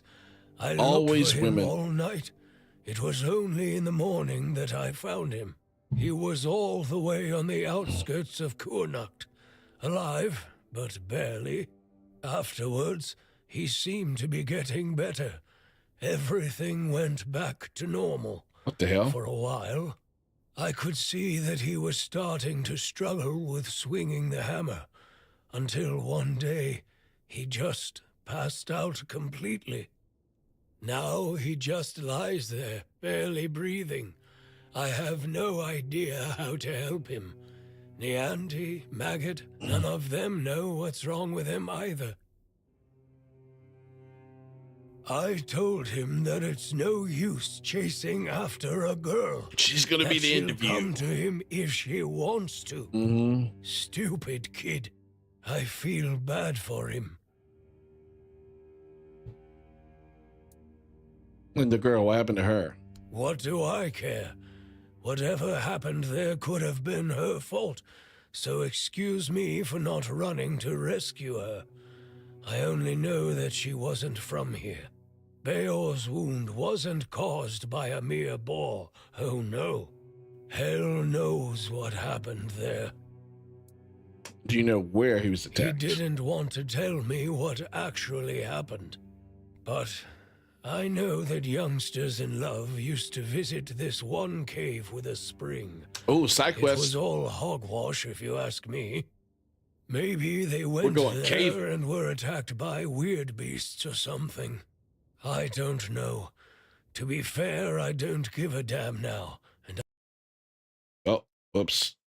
I cared that Beor was alive.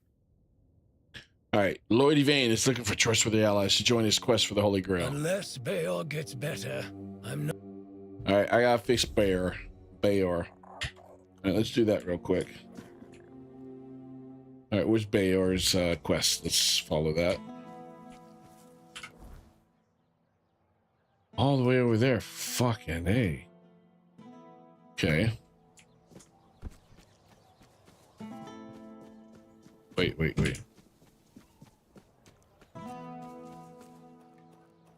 Can I sell things to you? Oh. Okay, no. Oh well, that's fine. Whatever. Wait. Oh.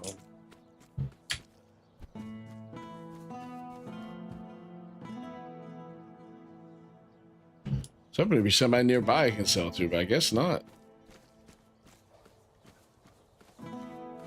Wait. Oh, the forge is closed. That's right. Can't sell there. All right, that's fine. Fuck it.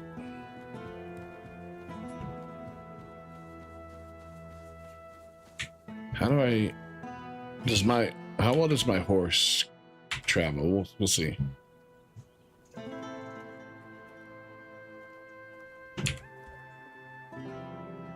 Okay, can I mount it? There we go.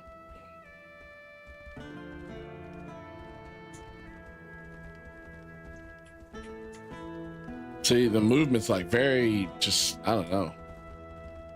Very janky.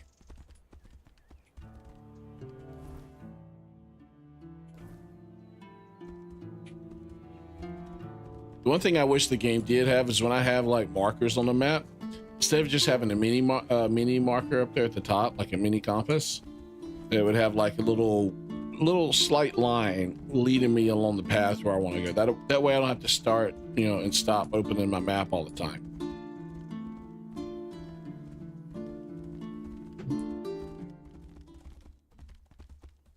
Ooh, bad guys. Okay, can I get off?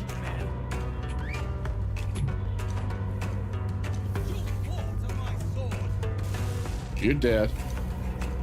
Back to your hole, Oh. coward.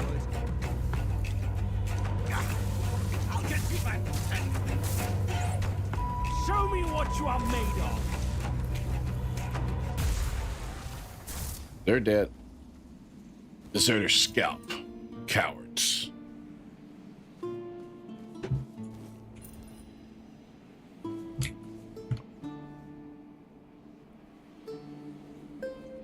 Wait, I saw something. Where'd it go?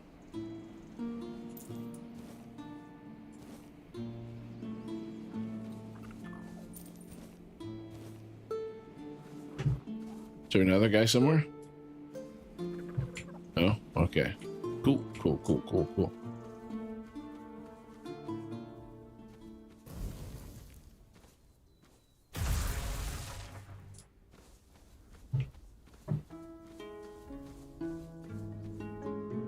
What is that with that guy's face? Never mind. He's dead.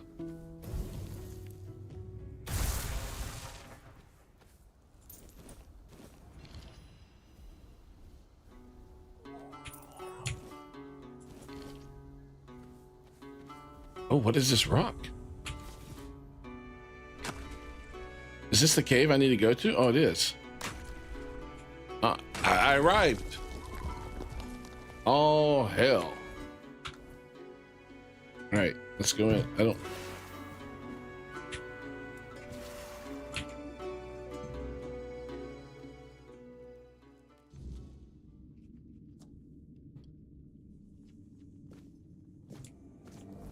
Whoops, wrong button.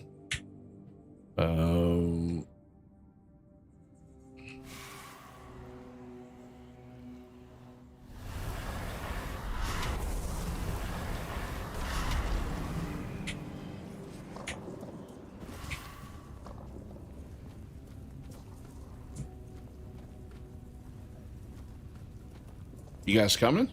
Or what?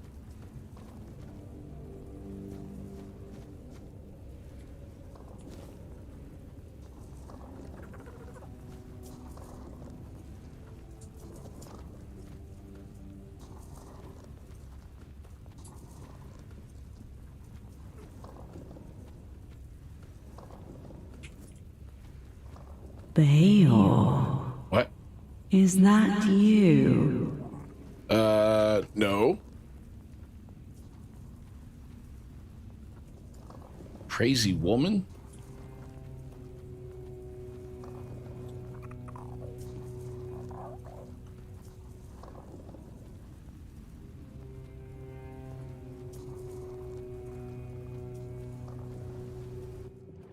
Are you in the water? No. Okay.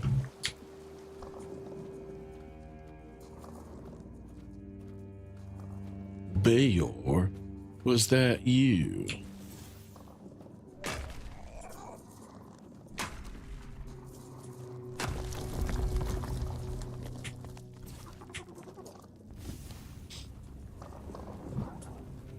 Oh, this looks like a hidden path here. Where does this go?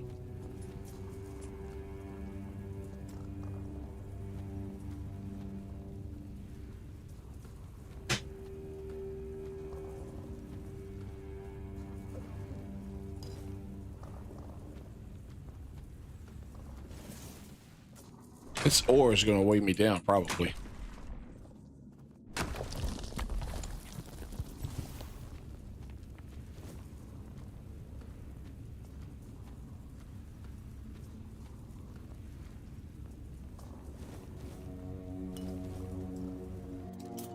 All right, chests.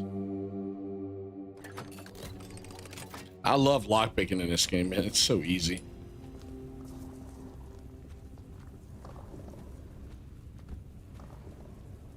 Ooh, can I get through or no? And I'm back here. Okay. Oh. I don't know if I'm going to use the ore since I'm a caster, but I'll get it just in case. Because I'm not overweight yet.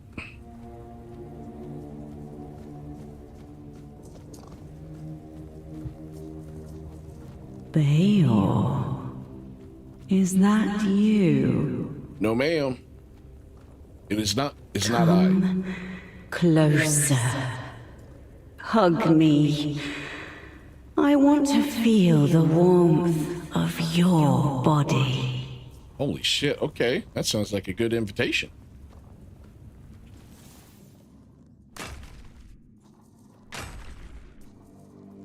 It's a succubus, that's what it is. It's a succubus.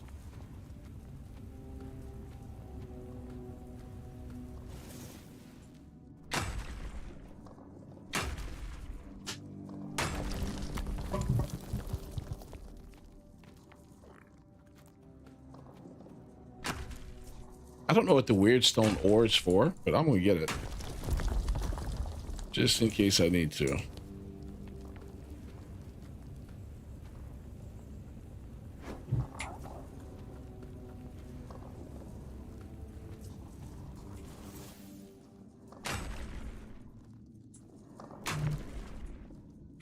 I missed you so much.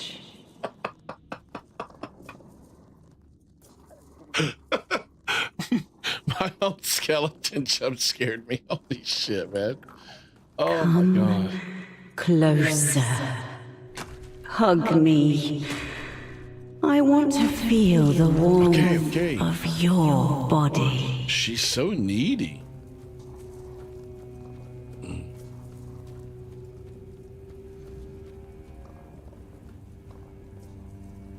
She's right ahead. Is that her right there?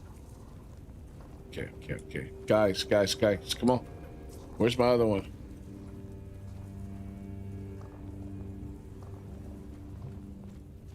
What is this thing? Faye?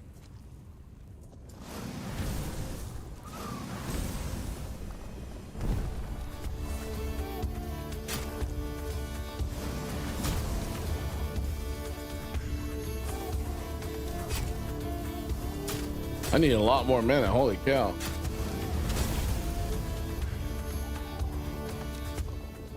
Bayor's heart. That was a little anticlimactic. After like the hot, lines, I would have expected something a little bit more.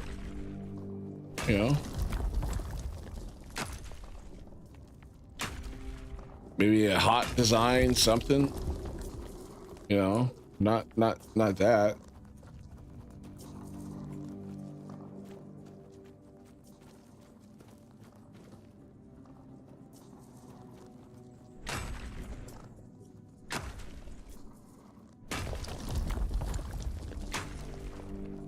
Well, if you're gonna try to seduce me with your voice, the least you could do is seduce me with my, through my eyes first before you try to kill me. All right, let's see. Read this letter from Auntie.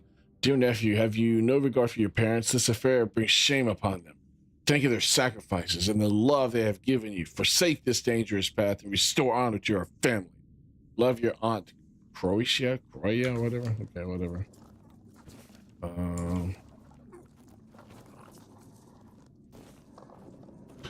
Stop jump scaring me, dude.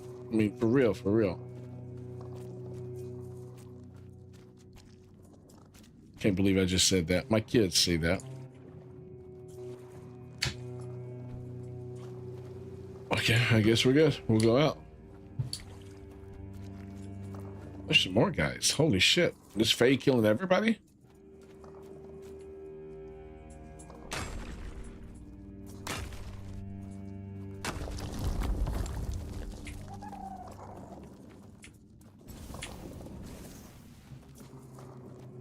All right, let's get out of here.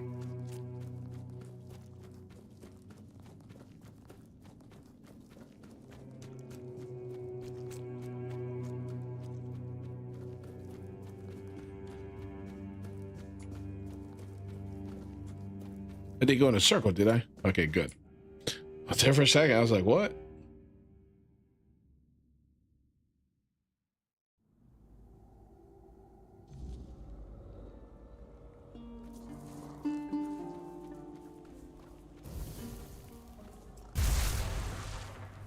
They were going to attack me. I had to do it. All right, let's go ahead and ride the horse all the way back to town.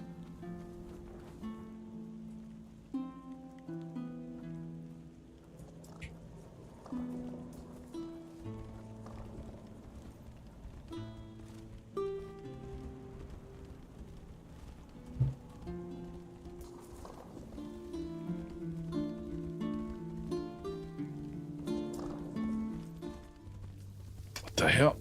Those things? Yeah, no, I'm good. I'm good. I'm good.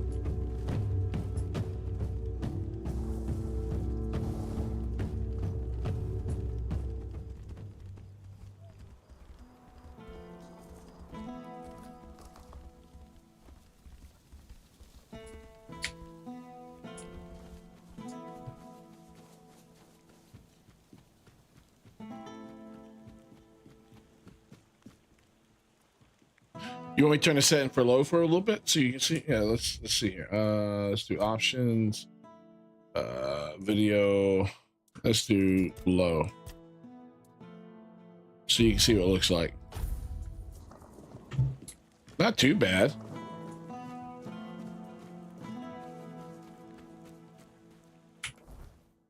It's not too bad at all, actually. Better than I was expecting.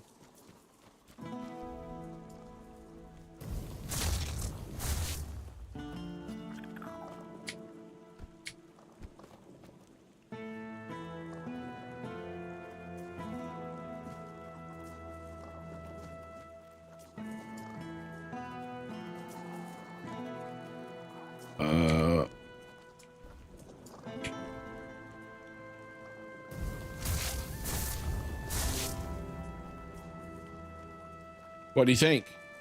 I mean, even on low, this looks pretty good still.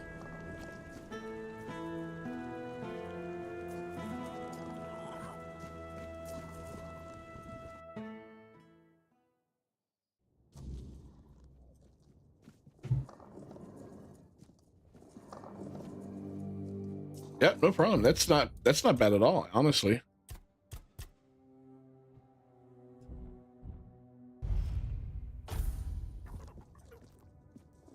In fact, I don't see a huge difference, except it's not quite as shiny, you know? Think I have something that could help. Really? She took his heart. Well, if this can put Bayor back on his feet. Yeah, you kind of need your heart if you want to be on your feet. Bayor, your wound, it changed. What? What happened? I don't remember much. There was a cave. And a girl? She touched me. I came back and dreamt. Then there's only darkness. The girl stole your heart, literally. That's how you end up when you're thinking with the wrong head. Heartless. That's right. And what did I always tell you about chasing after women, huh? She stole your heart, literally. You're lucky this one showed up. Otherwise, I never would have guessed you fell in love with a weird beast. Better take this to your grave if you don't want to become a laughingstock. You're so smart, and yet so stupid, eh? Well, get up now, whelp. Enough lazing about. You can take it easy today, but tomorrow you're back in the forge first thing in the morning. You've got a lot to catch up on. I'm sorry. And you, thank you. I'd thank the All-Mother for sending you at the last minute, but I don't want to owe her a thing. So, I'm thanking you. Finally, we can get back to work. You gotta go on a trip for the Holy Grail, guy. If you ever need a smith, you can come to me. All right, back to work. Okay, I need to talk to you still.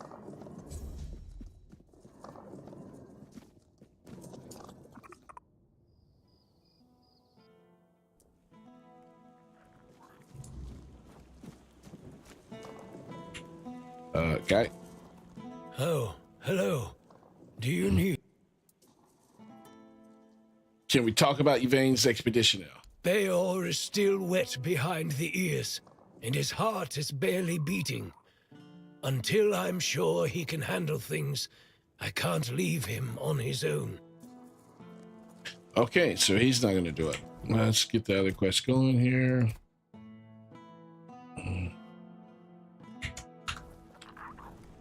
And we need to find one more person. Right? Why won't it let me track it? Let's just rest because it may be late in the day. Maybe that's why. How about that? We're gonna bonfire right here. We're gonna rest till it's daylight. Then maybe now. Oh, right here. Cool.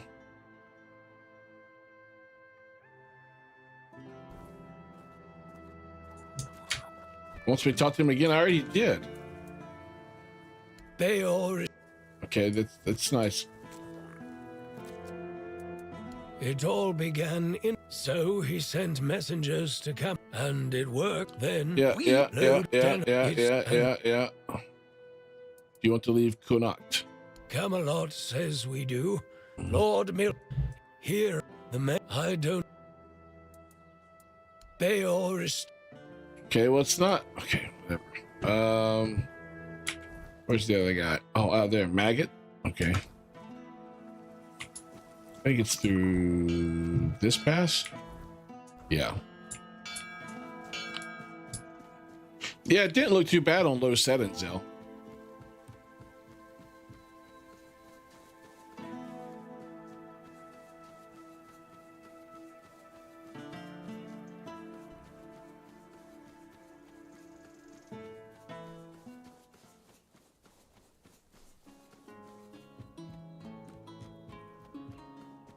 I'm starting to get hungry again, man. I gotta stop eating this. Stop this eating late at night too.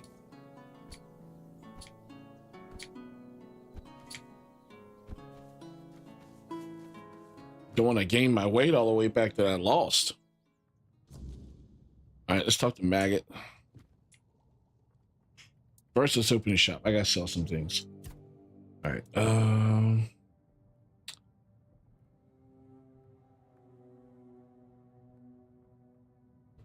We're selling that. We're selling that.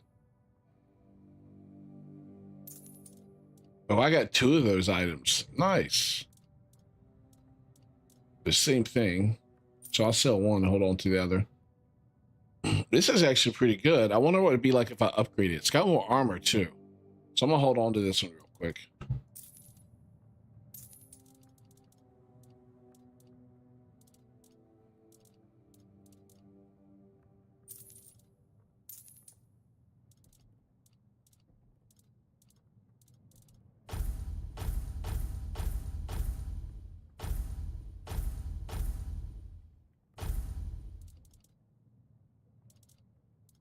Got all these embers. All these embers. I don't know what to do with them. All right, let's talk to him. Really? What for? The Menhir burns Yeah, it's pretty good. It's not as big as Skyrim, but it's actually pretty good. I can see why people would have wanted something like this from Avalon, but Avalon didn't turn out like this from what I've seen. That makes sense. I can see it now. And he sent you to me. How unexpected. How unexpected. But honestly, I'm not worthy. And I don't think I ever will be. What use is a scatterbrained pseudo-druid who's been abandoned by Mother Nature? I'd just get in the way. Or worse, I'd put everyone in danger. The maggot inside me is still strong, I know it. That's why I have to stay here, to protect others from its influence. Tell Yvain I'm sorry. I'm honored he thought of me, but I can't join this expedition. I only got one person that said yes. I spoke to Earth Year, but it doesn't count it for some reason. I don't know why. It's kind of weird because I spoke to him, but he won't go because of Boar's Heart or whatever. Or Bayor. There you go. Bayor's Heart. He doesn't think Bayor is ready.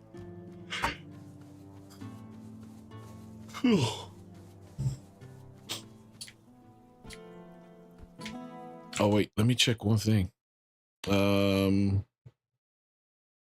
Is it Prime? Or is it, I think it's Prime. Tonight's Monday, right?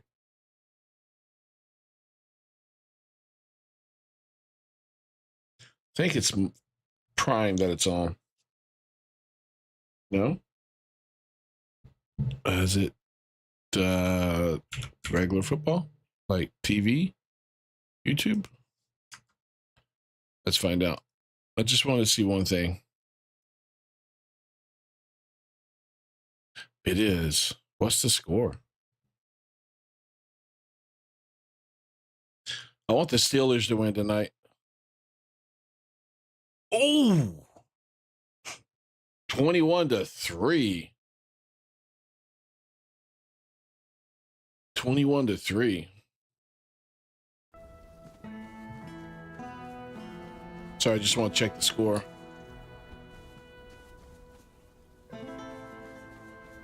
Do I go that way? No.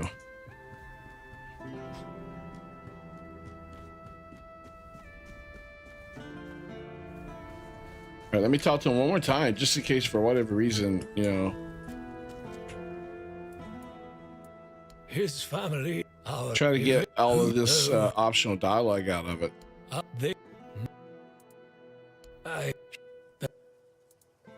You what? Found a letter she wrote to you in the bowels of the island asylum. She's, oh wow, shit, I didn't even know I had this. I can't believe this. My Katrin, do you... Please tell me you didn't throw it away. I don't throw anything away, dude. I think you still have it. A boy. My little boy. She mentioned once that she liked the name Llewellyn. It made me laugh. It sounded so poetic. Not really fitting for a blacksmith's son. I always wanted a son. Maybe that's why I've grown so fond of Beor. I thank you. I'm guessing the circumstances in which you got this letter must have been difficult. If everyone here were as brave as you, our Kuhnhacht would have a chance to weather the end of the world. Well, thank you. Here, take this. I have no use for it anymore. I probably don't have any use for it either. I wanted to bury it with Katrin if I ever found her body. That's all I can do for you. And for her. Oh, not a bad ring. Okay. Why? This letter doesn't change anything. Years ago, I swore I wouldn't utter a single good word about those red vermin, and I'm not going to change my mind on that anytime soon. If anything, it has assured me that I am right. Okay. Now, Yvain's expedition? Beor is still... Oh my god. Do I need to talk to Beor? Is Beor in here? Beor, go talk to your old man.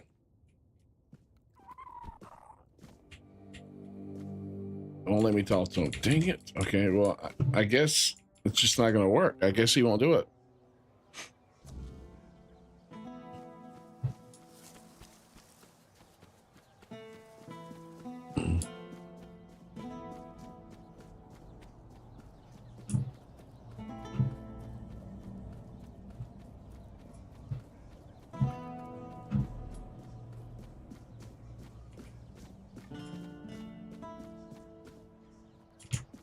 I think it's this way. Always a pleasure to see you. No, not that way.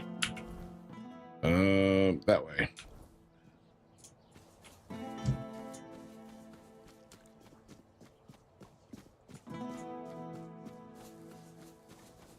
Have some spare food or coin? So I'm just going to tell him that I've only got one, because if you're whatever his name is, I couldn't get him to change, and it wouldn't like stop pointing the icon above his head either.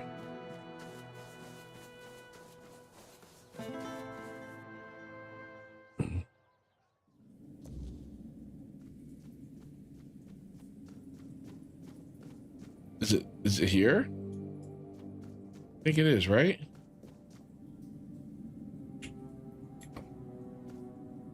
No, not there. Where was the guy at?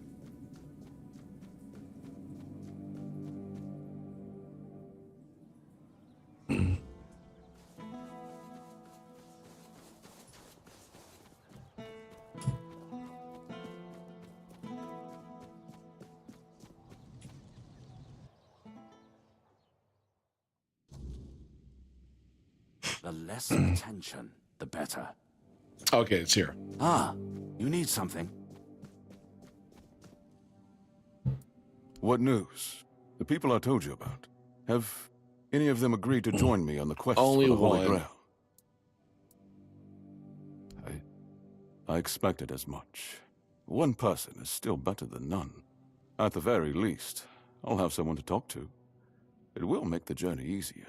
Still, I must admit, it only proves how little respect I command as ruler. If 2 out of 3 refuse to join a holy mission simply because it's me leading it, well, it does make one think. You've done me a great favor, so allow me to repay you.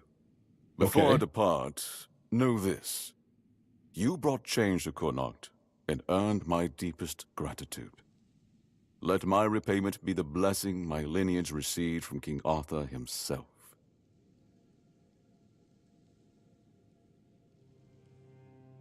Be the shield that watches over Connacht, as House Terion has done for generations.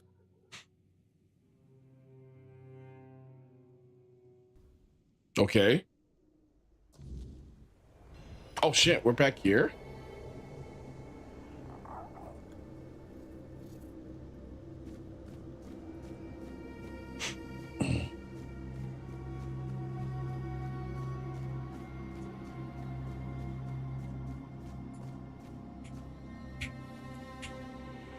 I am his oath, the weight of duty that shields the faithful. Okay. Bind the soul to the stone. I am the wall between order and ruin.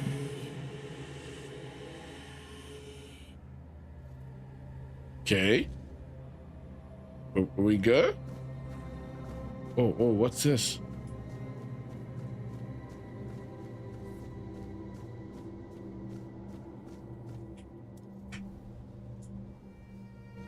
You can't just allow for things like that to happen. Not ever again. Not when the kingdom is beginning to find its way. You're the king, and that comes with a whole lot more responsibility. You can't let people like Merlin do what they want, even if their intentions are pure. You must see the danger now.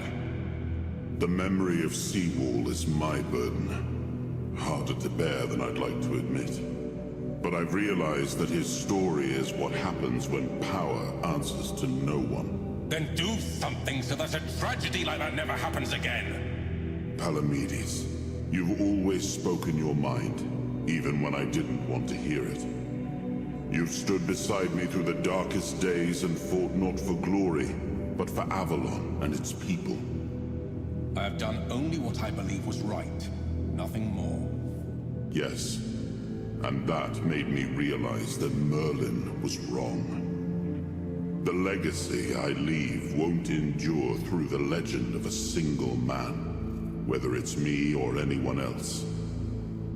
I decided to give my sword to the Horns of the South, to bind them not to me, but to the people. But Avalon needs more than that. It needs structures, memory, and resistance to corruption. It needs the foundation of something greater than any one of us. A shield? Yes. One to guard Avalon, even from itself. You've proven yourself time and again, so my shield is yours, Palamedes. Not just to wield, but to become. Let your bloodline anchor what my reign could not. And you believe I am worthy of such a responsibility? I will not fail you, my king. Don't carry this burden for me, Palamedes. You never have. Carry it for Avalon. And may your name be a blessing upon this land for generations to come. That's cool.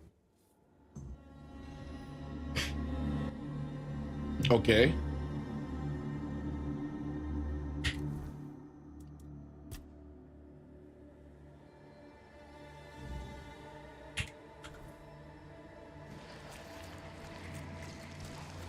Can I jump up here now?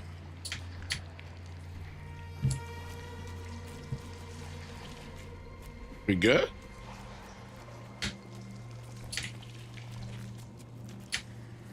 How do I leave here again? I don't know.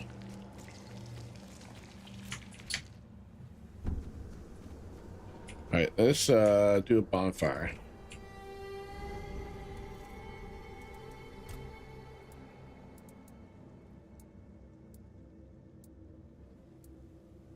It is a bold decision, and I am glad he finally made it. It was wise of him to invoke the old laws. Camelot will not dare to break them, and the men here will remain in Kuanacht, at least until the lives of its people are in immediate danger.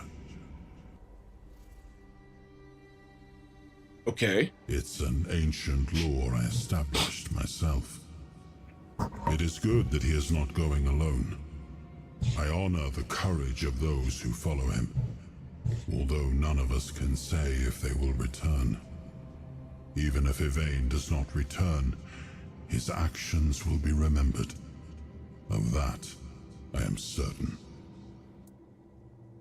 Is that the fall of Avalon? I'm honestly not sure, Zell.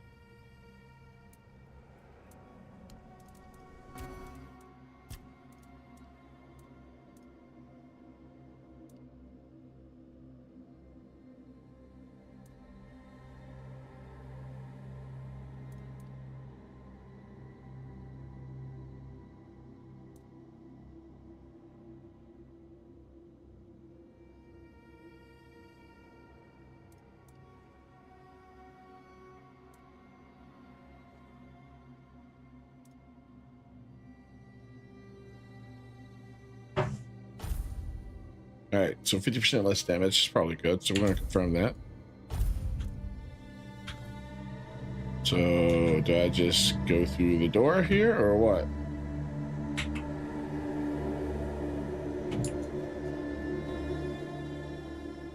Now I understand. The shield isn't an object. It's the bloodline itself. But I also remember the shield was meant to resist. Not enemies, not blades, but corruption, compromise, cowardice. Palamedes understood that.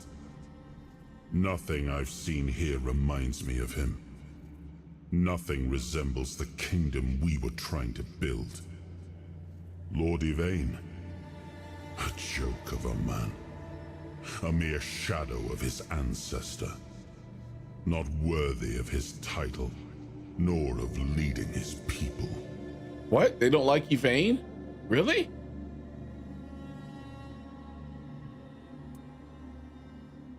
Wow. I tried to build something lasting. Something that wouldn't depend on me to survive. I distributed power, tied it to oaths, not blood. Gave regions autonomy, left behind symbols to bind them. But what we've seen so far, that's not a kingdom. That's theater. People playing at being lords and commanders, taking on roles they don't even understand. Holy shit, there's a lot here. Okay, what is it that Denholm and Yvain don't understand? All I've seen here is fear. Indecisive men wearing the mask of power. But their power comes from symbols they don't even understand. And when a decision needs to be made, they hesitate. When danger appears, they flinch. Denholm, commander of Camelot's forces, is incapable of acting without direct orders. Yvain, a descendant of Palamedes, yet too weak to That's why the name sounds familiar. That's Yvain's descendant. People. Their fear breeds indecision. If you cannot choose, you cannot protect. And if you cannot protect, Avalon rots. You may have been right, Zell. That may have been the fall of Avalon.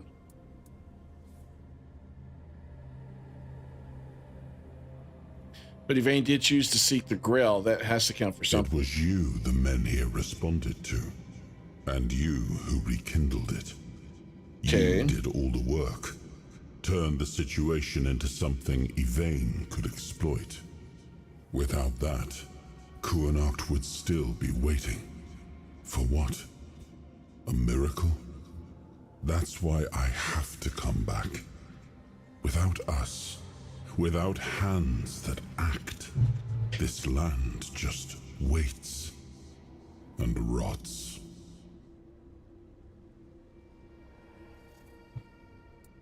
Okay, all right. You told him Merlin may disagree. What did you mean? Merlin wanted me to become a symbol. But I realized that one person, one myth, won't be enough. This kingdom needed more. It needed to stand on stronger foundations. And so, I left mementos behind, to serve as cornerstones for various facets of the kingdom. It seems we were both wrong about this. Okay.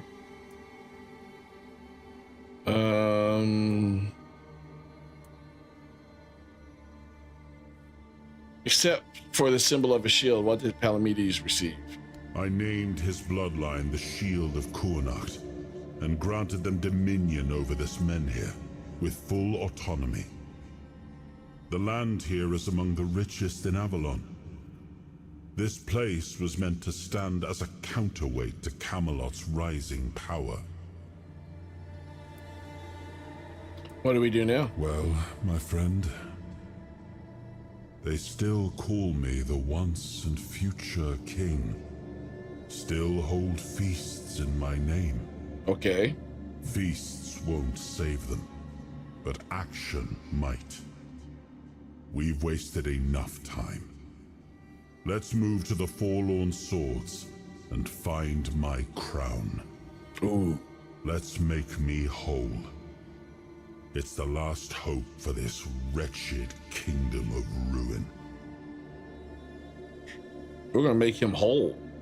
We're gonna find his crown and everything. How do I get out of here?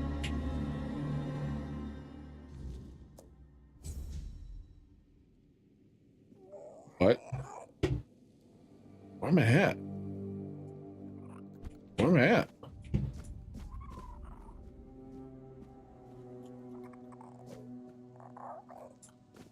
Is this a door? No, it looks like it should be a door.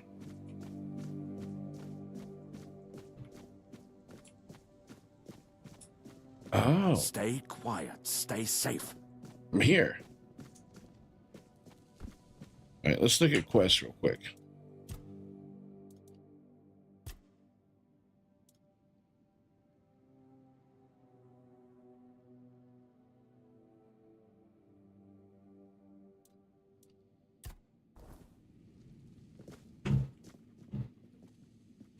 I don't know where to go. You startled me. Oh, shut up.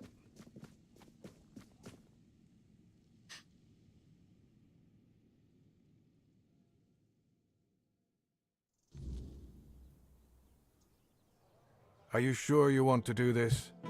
You can still back out. Camelot will surely forgive you for this insubordination. I have never been more certain of anything in my life. This is the only way. Fine. Do as you will. Look who woke up. You're a bit late, though. You missed the show. Did I sleep in? Our Lord gave a rousing speech sleepyhead to his subjects, explaining why he's going to leave them in these dire times. I'll leave you two. I need to start cleaning up the mess you made, Yvain. And before I forget, some shady-looking character was looking for you. Didn't tell me his name, but said you're old friends. Said he'll wait nearby. Greetings, friend of our house. What may I do for you today? In my visions, I met Palamedes. You do him proud. Really? I hope he supports my decision. I don't know to if he does or not, but that's the option I had to choose. In truth, it doesn't really matter. I made my decision, and I'll stand by it. Whether my noble ancestor approves or not. Well, and now you are the shield of my people. I trust you will ensure that his blessing is not squandered.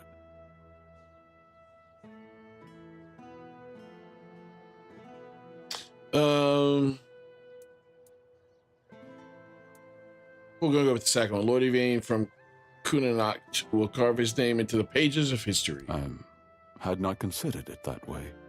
I do not seek fame, only justice for my people. I want to give them the chance that Camelot failed to provide. But your words are kind. The story of my family began in glory, and in glory it will end. When will you send out? As soon as the necessary preparations are complete. With any luck, it won't take much longer. Ansem will assume my duties in my absence. He is my most trusted man, and he is respected by the people. For now, he's assisting me in gathering supplies. I do not know when or if I will return. Kunanacht and its people must be ready for either eventuality.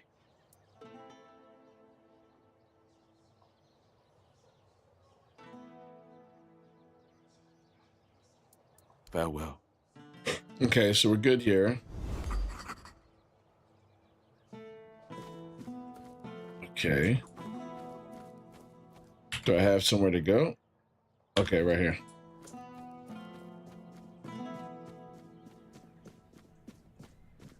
Stay this is the guy? my way. Since you said it so rudely, no. No, I will not stay out of your way. I'm going to stay, in fact, in your way.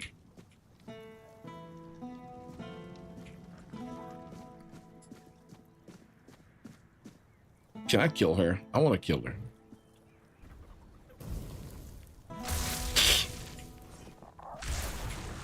I didn't mean to. Oh, it's this guy.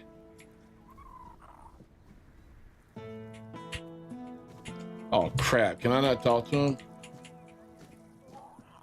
My bad. My bad. My bad. I didn't mean to hit her.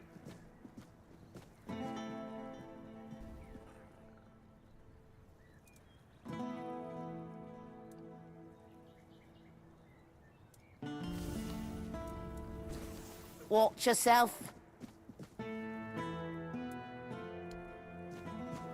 Can I talk to you? Fuck. Let me go back in and out of this building. See if that triggers something. I wasn't expecting company. Leave Marge Simpson alone. She's rude, man. She's got it coming.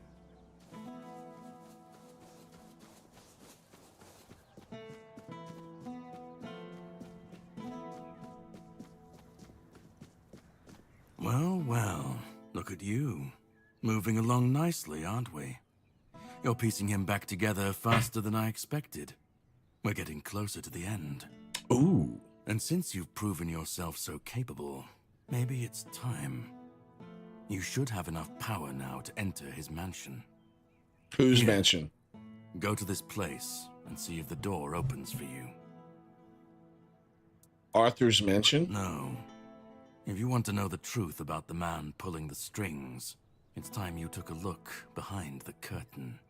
Arthur's a the puppet? house of someone I once called my employer, Orin. The same one whose plans got you out of the island asylum. What's in there? I don't know. We stopped seeing eye to eye on certain things, and our relationship soured. No, not really. There's one last piece of Arthur's soul waiting for you. The third artifact. His crown, this time. You'll find it deep in the Forlorn Swords, in the capital city of Dalriata. Okay, can we go get that? Gerfan. He'll either attack you on sight or explain everything patiently, depending on how he feels about... Oh, about what? You'll see for yourself. No surprises this time? How would I know? I'd say going into Dalriata territory is a surprise all on its own. But don't worry, they've got bigger problems at the moment than you sneaking off with their sacred helmet. And after Once that? you're done, meet me at the Charred Conclave. That's where we'll finish this, one way or another. Okay.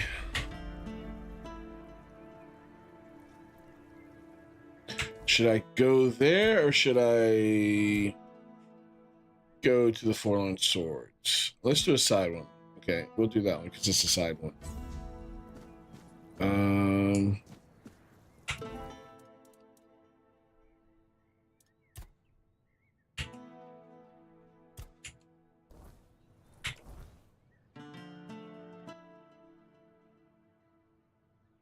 Okay, I need to go all the way over. So I'm gonna go here. Well, actually, I'll go here and teleport there.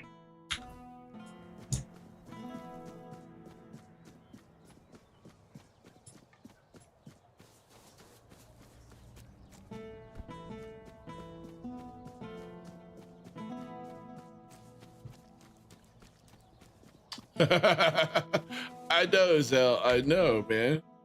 It's messed up. Show yourself. What? What? I see fear in your eyes.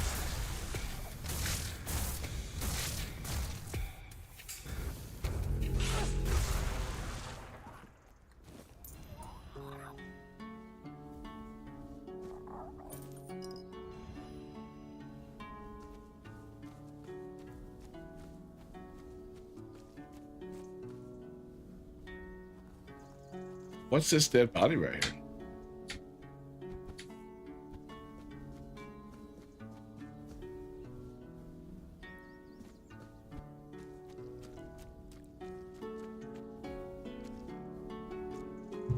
All these corpses.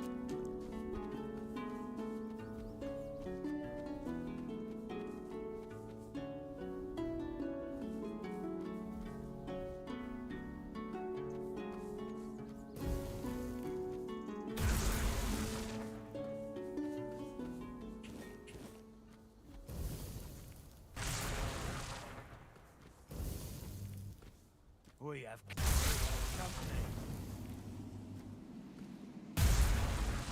These guys are easy peasy, man. They're not even that hard.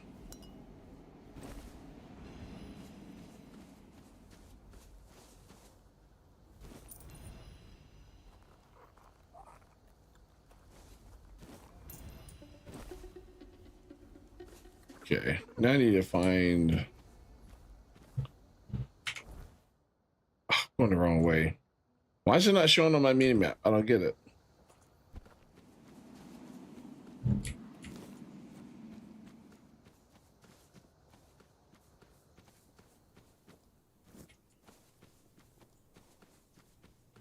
I going the right way? I am.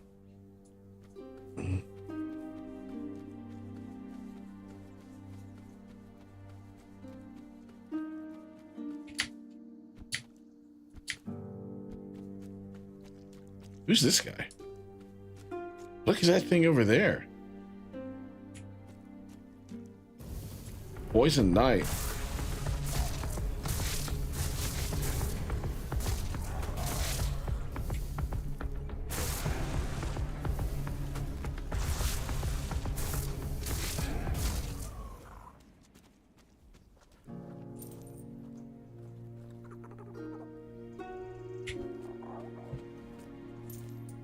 What I'm curious about is that thing.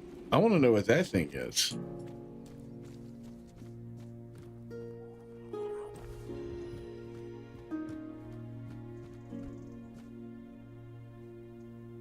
I can't reach it though.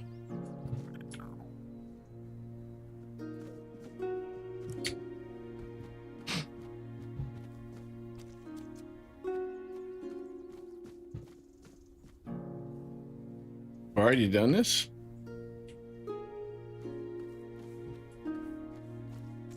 Oh, it's a Fae.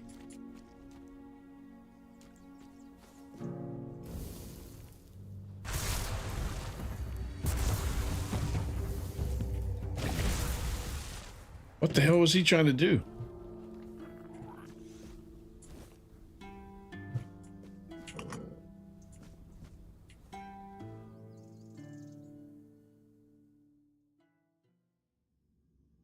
Greetings, my king. If you're seeing this message, it means Caradoc has fulfilled his task, and the wheel of destiny has begun to turn. I am Orin, your majesty's devoted servant, and the apprentice of your friend Merlin. Nothing would bring me greater joy than meeting you face to face. He thinks I'm Arthur. Alas, that must wait, for our paths have yet to cross, though I hope it will be soon. In the meantime, please treat my home as your own. Make yourself comfortable. Rest from your hardships, and seek the knowledge you require. And you, brave vessel, remember to heed your lord, King Arthur, now and always. Looks like there's a bad guy in here.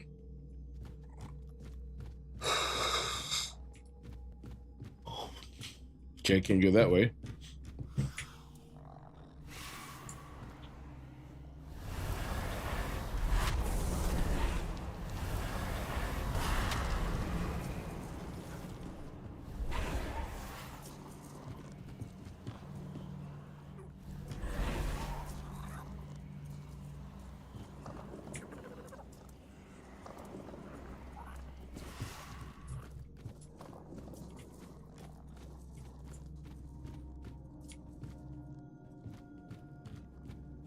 Is this a ghost? Nothing? Nothing?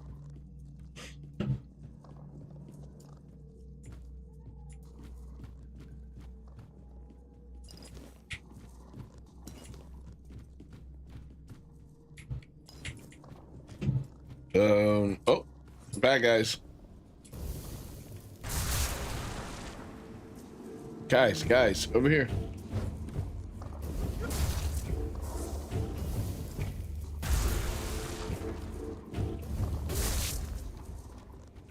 You guys are useless, you know that?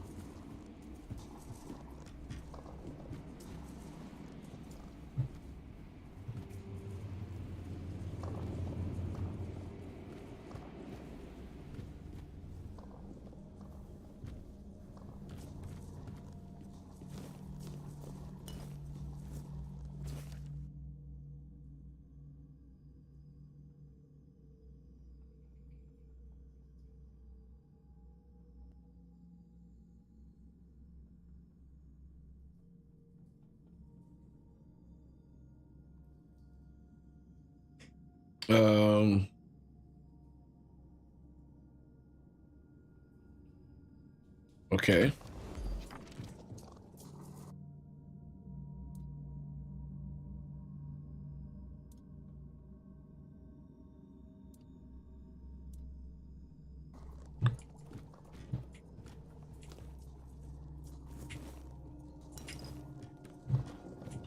Should I drop down here or what?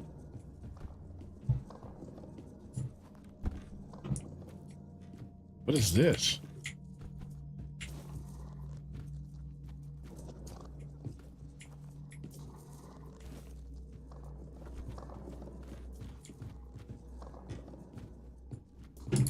Oh, God, you scared the shit out of me.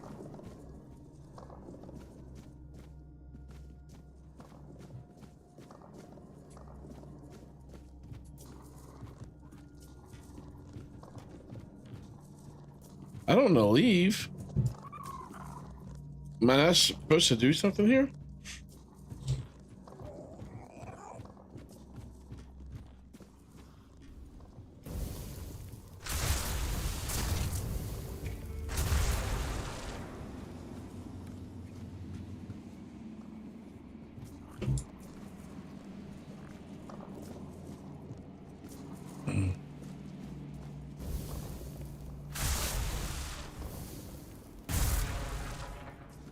It's a nice kitchen you got here, but what's going on?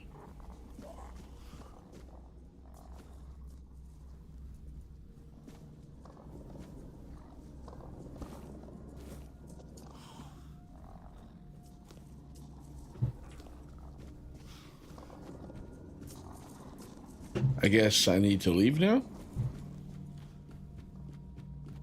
All right, we're leaving.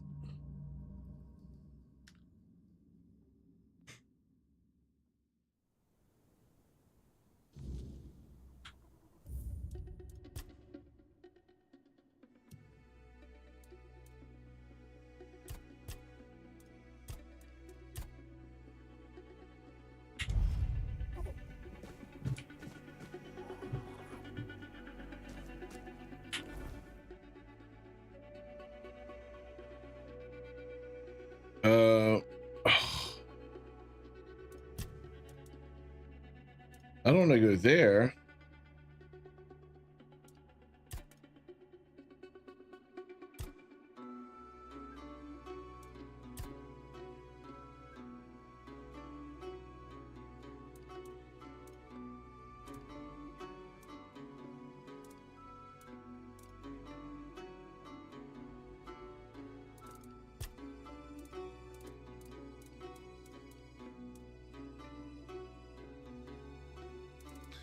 All right, fine. We'll do that.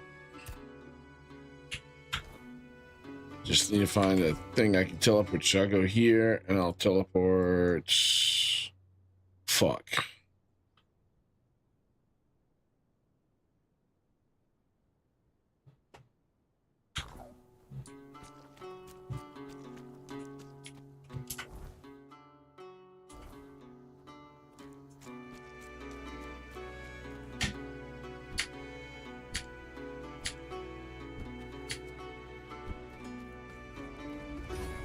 Wait, this guy's dead? This person's not. Corpse eater.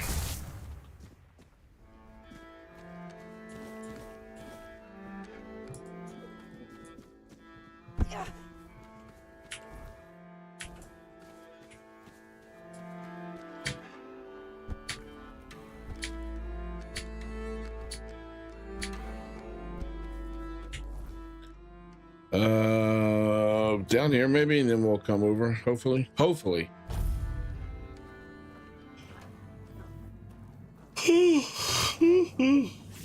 Oh, my bad guys find somebody? I mean, my guys find a bad guy. The red caps.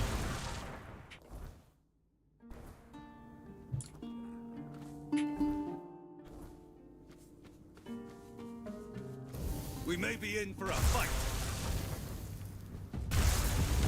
Take that, fool! Your armor won't save you. It did.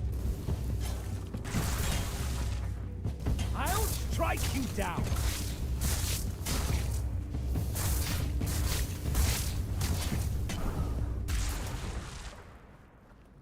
Got him. Need more people though.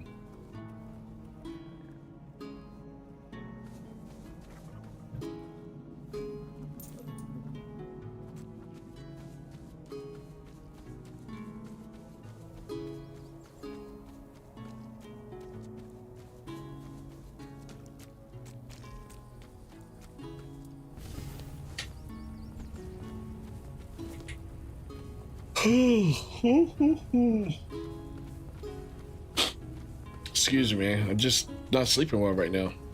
Sorry if I'm yawning so much.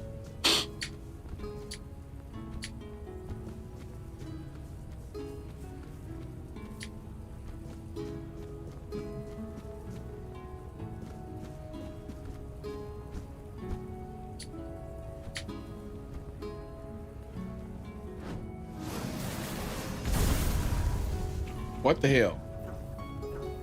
Did my guy get in the way of that? I think he did.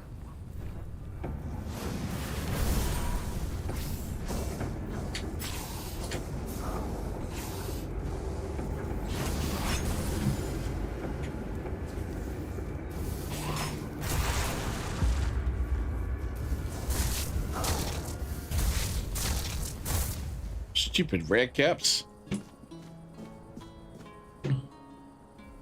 I need to get up there. How do I get up there? Holy shit. Oh,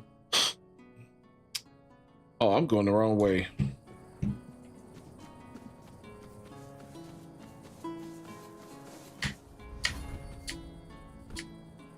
Face every threat. Excuse me.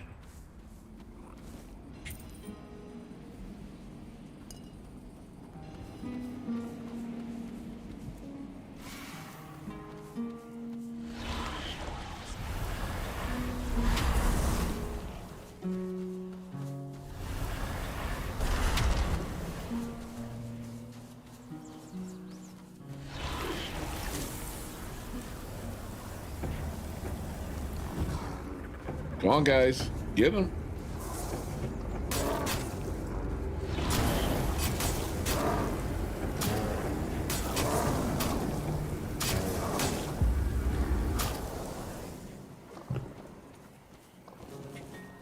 Got him. All right, I need to go this way, so I'm turning left. Right? Yeah.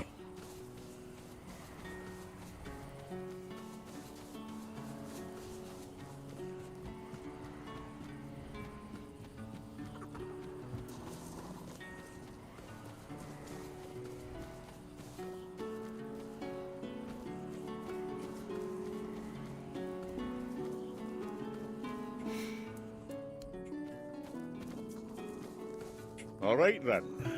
If so.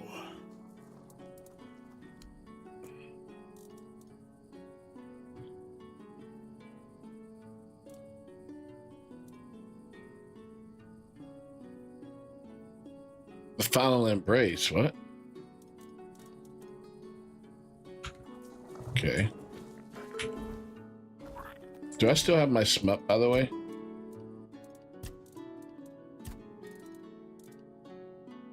What? Where's my smut?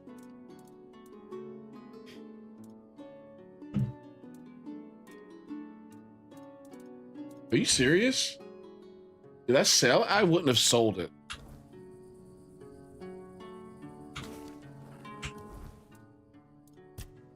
Did they remove it from the game?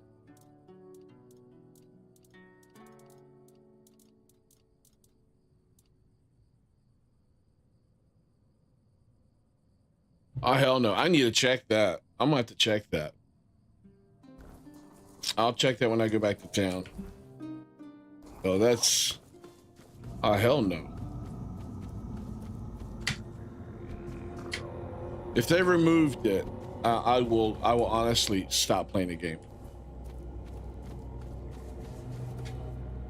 It's not that it's important, it's what it means or stands for if they did in fact remove it. Perhaps I sold it and didn't realize it, but I doubt it. I don't perceive me removing it, you know what I mean?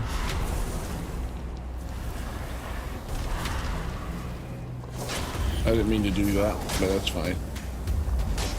Bunch of skeletons killing each other.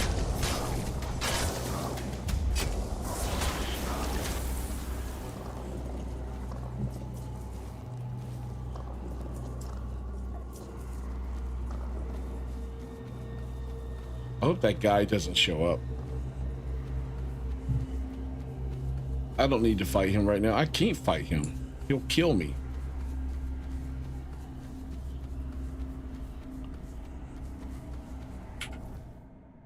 Going the wrong way.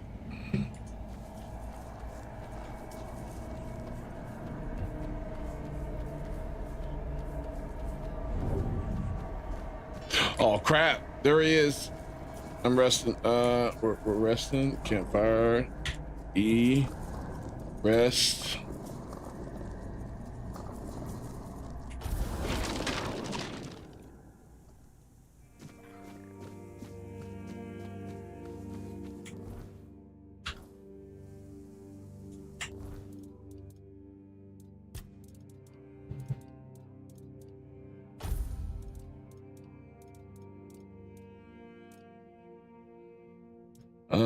I'm looking for one thing. Hold on.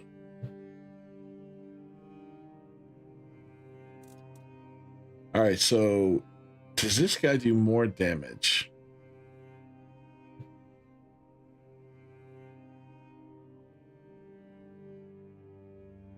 I'm gonna try this one first and see what happens. All right.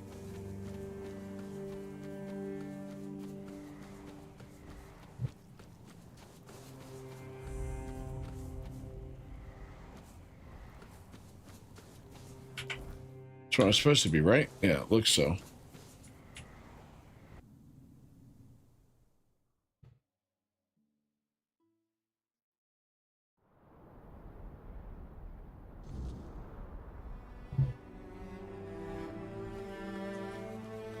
Hey, you there. Non Rita. Spare a moment, will you? Okay. Good to see you, stranger. Not many souls pass through these lands anymore.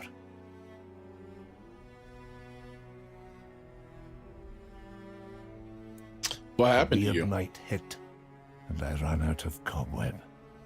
Nothing to worry about. I've suffered worse back in the day. I'm Kedron of the Volker tribe, by the way. And you're clearly not from around here. What brings you to our humble homeland? Just don't tell me you're a Camelosian spy. I'll fight you if I have to, but I'd prefer to get my strength back first. It's my first time here. I'm exploring. Bold of you.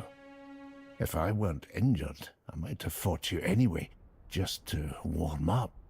But since you're already here, and I need some time to pull myself together, how about doing me a favor? And to answer the question you haven't asked yet, yes, there's something in it for you. Like not being killed by my Dalrita kin the second they see your face. I'll be the one killing them guys, come on. Oh, you could, but you wouldn't get far. That much I'm sure of. I need you to find Gerfan and inform him of my situation. I can't complete the task he gave me. He's also the one who can grant you safe passage through our lands. Without it, things might turn bloody real quick. Where can I find Gerfan? The capital. You can't miss it. It looms over everything, always watching, like an overbearing mother. Used to be the place where all the tribes came together. Now it's quiet. That should tell you something. Head for the sword on the horizon. You'll find your way. You sure you don't need any help? Nah, I'll be fine. Just make sure Gerfan knows where I am. Don't keep him waiting. Okay. Sure. Right. No need to go. All right, so here's the question. I think it's from that main area, right? Is it here? Oh, where's the town? Is it here? This main town? I can't remember. Let me just check.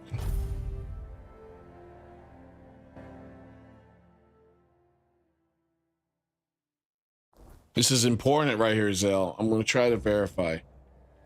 Very important. Was it here in this? Was it right here? That's the garrison.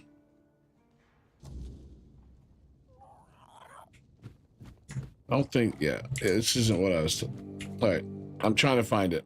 Hold on. Was it up here?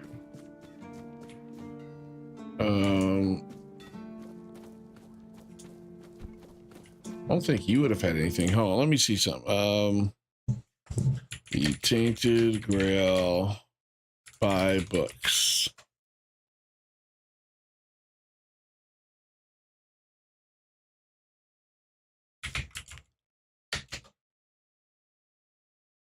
Book vendor.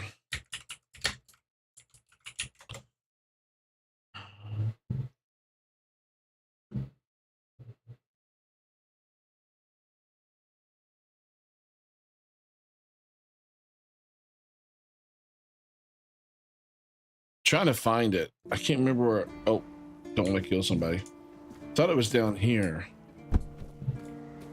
Looks like you've got. I hadn't even. Please. Go chop off some. Again. Go the hunt.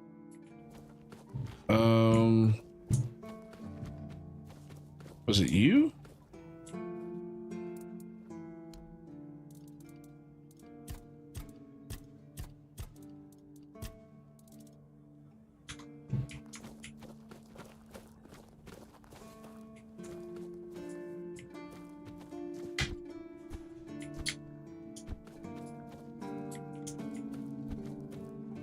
Did I put it in my stash or something? Where's my stash? Maybe I put it in my stash. I need to find my stash. My stash is over here.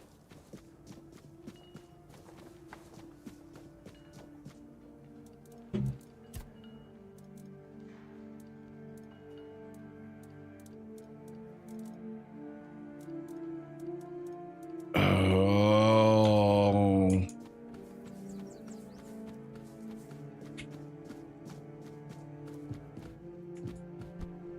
Stay out of my way.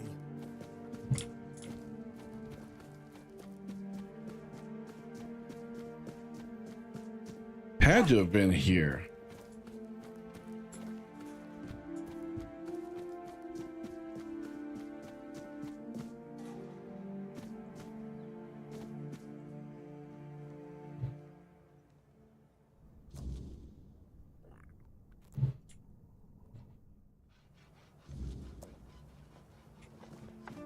All right, let's go teleport to the other area.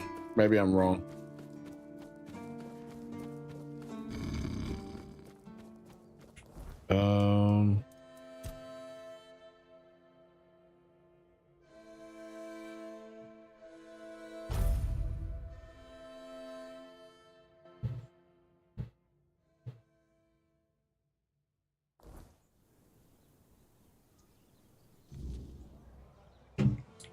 Okay. There's a book vendor somewhere.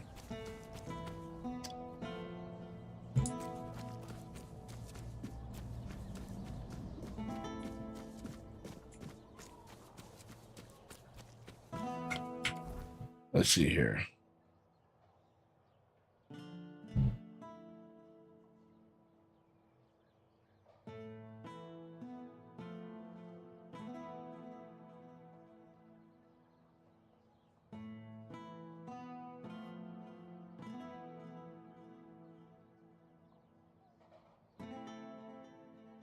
I don't know.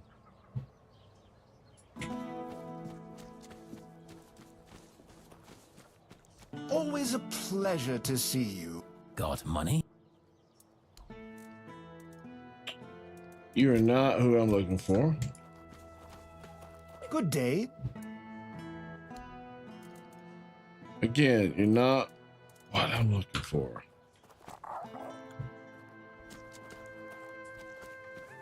Nice to see you. Hello. Coming back.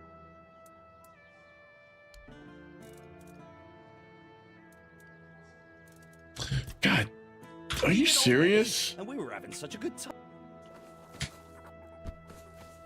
I'll have to go back and look at my streams. I am kind of curious.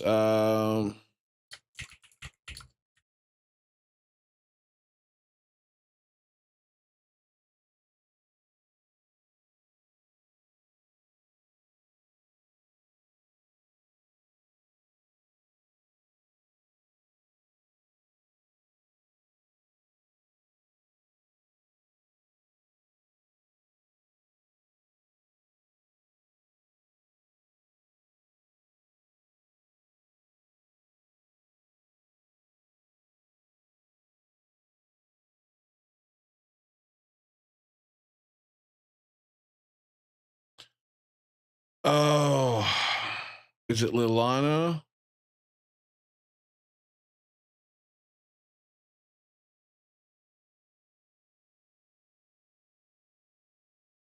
Were these books removed? Because I don't have them.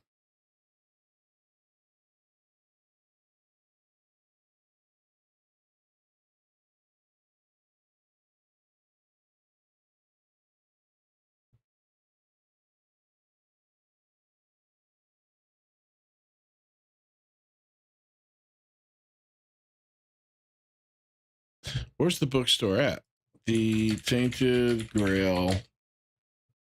The Fall of Avalon bookstore. Main bookstore is Vrail's bookstore in the city of Connaught, where you find lore. Okay, but I don't. Where's he at?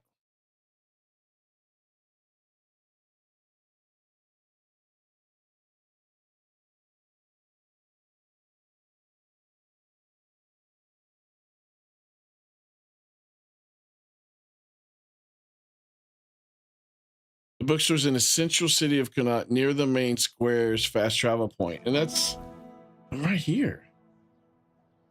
So where is it here? No.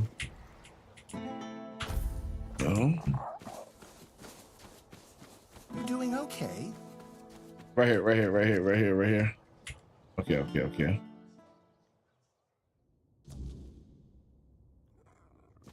Yes, you're okay. If I can't wit. Aye, something happened. Some blight, not a loose page left. That's most of my income gone in the wind.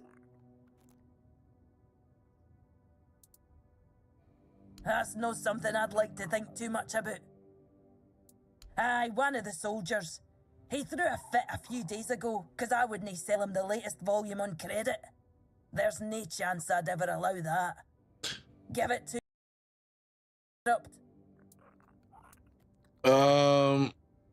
I would talk to the soldier. Wouldn't he be grateful? The yes, lad's name is Walter. He's... Okay. So if where's he at? Well, okay. Welcome to Vrail's book. Hello again. Let's open up shop. Okay.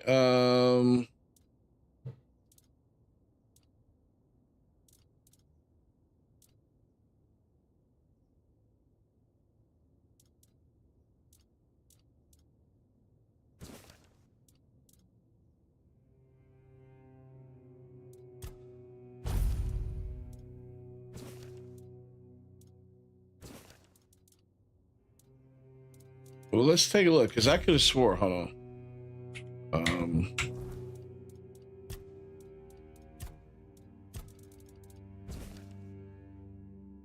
See, I've read these, that one.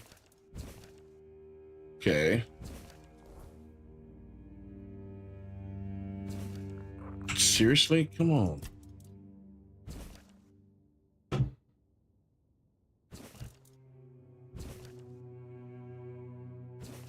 I'm still missing one. Some. Do you have? Welcome. I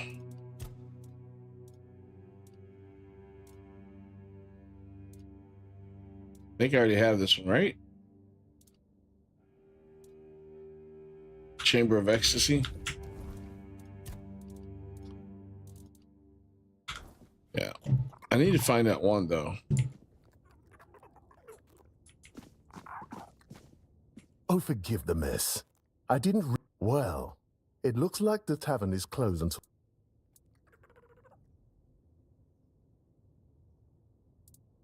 Okay, whatever. I don't really care. Let's go find that soldier. Stole those books, man. I had them. I don't know. I had those books. I don't know where they're at. I would not have sold them. So I'm a little agitated. That they're not in my stash. You do know? Hello there, strange-looking citizen. You lost, or just looking for someone? I was actually looking for you. Reputation? Me? For what? Standing around looking tough? No, for being Liliana's biggest fan. Oi, wait a moment. You think I stole those books? Beautiful Liliana is sacred to me, all right? I'd never touch Vrail's stash, I swear. I was saving up for the new volume. Now it's gone? How the hell am I supposed to know what happens to Liliana next? No! All right, so who I took... don't know. But there's this red priest hanging around who loves scaring the crap out of soldiers. Always preaching doom and sin, you know? And you know what's worse? That damn priest saying Liliana's, inspiring moments are why I'll be cursed. He told me I'd grow hair on the inside of my palms. Oh my God. What kind of God. nutter says that to a bloke? Is that even a thing? Kind of Damn nutter. brother Ismat got me paranoid. No, he's the paranoid one. You'll be fine. Oh, thank the gods. I was losing sleep over this. I mean, I don't trust that priest farther than I could throw him, but he's got a way of getting inside your head, you know? I guess I should have known better. Beautiful Liliana's too pure to curse a guy, right? Right? Where can I find this priest? Oh, he's probably at the Red Church headquarters. That's where they're always praying and doing whatever it is that Red Priests do. Just be careful. The man's got a way of making you feel like you're already cursed. Creepy bastard. Catch you later, yeah? Don't go getting into trouble without me.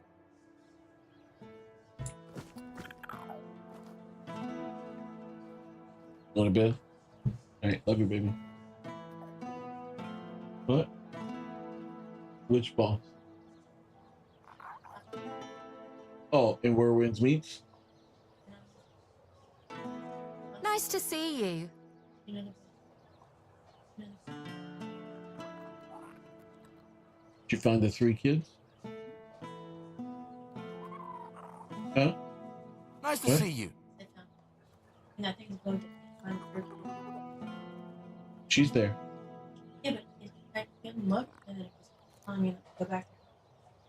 Did you check on top of the roof? Oh, hello there. Show me the next place. Okay, but all right. I love you. Shut the door. Let them outside. Oh, never mind. I'll take care of it. All right. All right, let's go find that priest. Nice to see you. Shut it.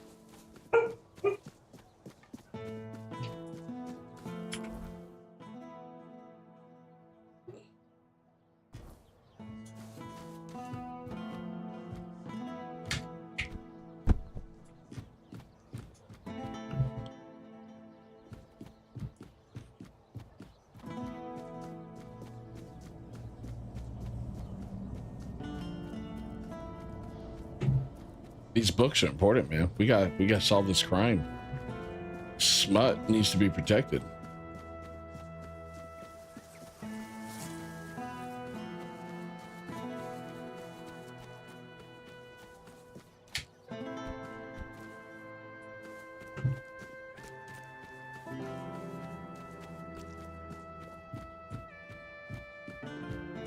We're coming in.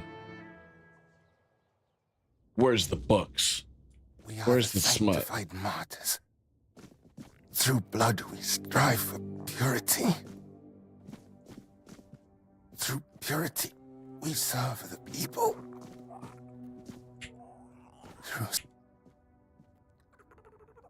Yes? What reason do you have to interrupt my prayer? You got what some could be books. more important than this? Spoke with a soldier, told me you filled his head with some strange notions. I know which sinner you speak of. I also know he intended to read those books, tainted with lechery. I could not allow that, because I know all too well what they do to minds prone to living in impurity. Oh my God, this is like real world stuff nowadays. Man intended to do, with his sweaty hands panting over the next chapter.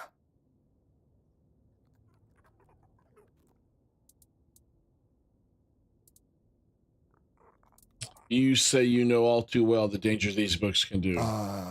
Of course. I am a Red Priest, after all. I know much about the struggles of the spirit, about what shatters a person's dignity, about the acts that cloud the mind with a fog. Speak what you know, or this conversation will turn into a different crusade, mine against you. You sound very insecure, almost as if you have something weighing on your conscience. Let's try this one. My conscience is untroubled, thanks to my penance. Leave me. I wish to pray. We are the... Why do you disturb? I know you have the books. And I don't appreciate it when someone We are the sanctified mind. God. Why do you... Violence is... Yes, I stole those... It worked. Books that are thick with words, yet imparting no virtue. Filled with vulgar, scandalous illustrations. What'd you plan to do with them? What did I plan? To burn them, of course. That is what Miss Liliana deserves. That is the fate that befalls a rakish infidel. Oh my God.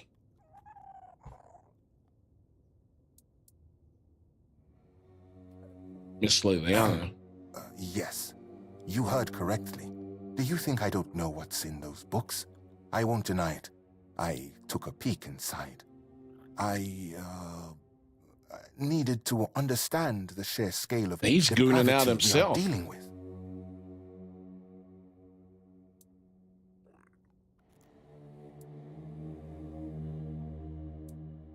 Theft is theft. I don't care about your motives. I just want the goods returned. I'm gonna say I understand the struggles of faith, but you stole someone's goods. Return them to me. I must refuse you. We will, and through me, the... Oh. I acknowledge that sin is a natural part of the soul, yet equally natural should be penance, to free oneself from that sin. Chasteness does not come easily, but that is why it is a virtue. Religious nut job. Granting oneself relief through such primitive and to burn books, acts, ban books. Engaging with something as vile as these books. Have you read A Sermon on the Paths of Discipline by Brother Flamen? He makes a proper hands that stray toward... I don't care. Ah, excellent. We are the sanctified Okay. knot. Give me the stuff. You have returned. My decision remains unchanged. Bless me with the grace of the word. We are the sanctified. How do I get him to... How do we strive for... You have returned. Accept right, when was the last? When was the last save?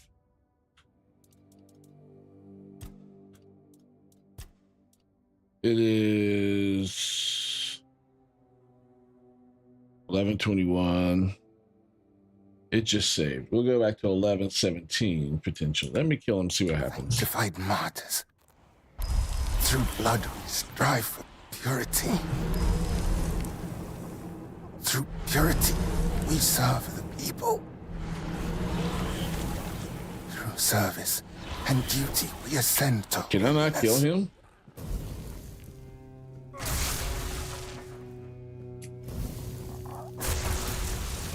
You'll pay the fine. Fuck. Or we'll resolve Okay. the situation. You know where to stick your In fine. your face, you smart mouth.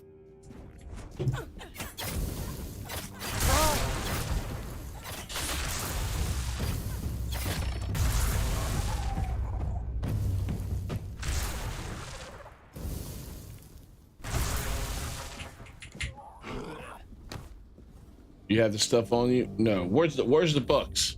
Where's the books? All right. I'm loading.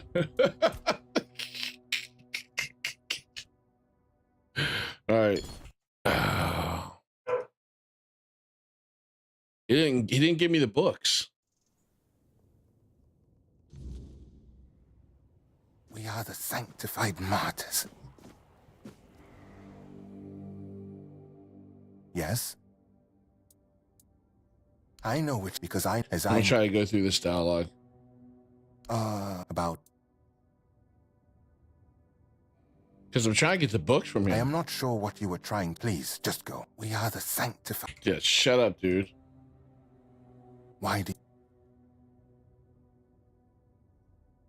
Very bold words. The pain... We are... Dude. Yes, I... Okay, stole the books. What did I... Theft is that. Oh, miscellaneous. Yeah.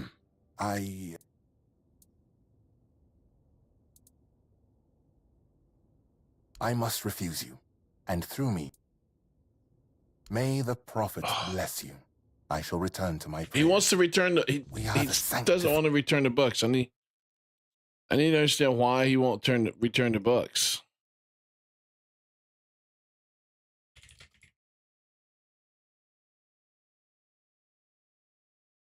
What's his name? Duty, we ascend to holiness. Ismat.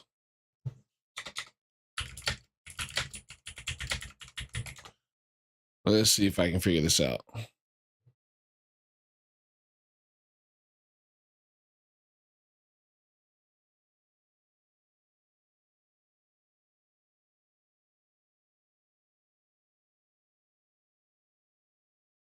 Wait, there's a letter under the table.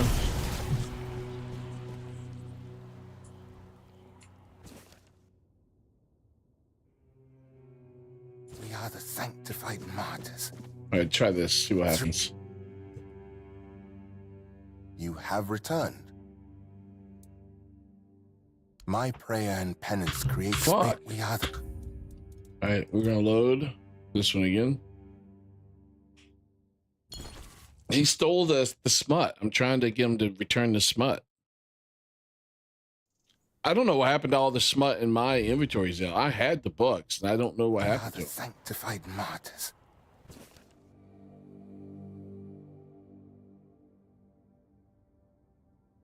We are the sanctified martyrs. Through blood we strive for purity.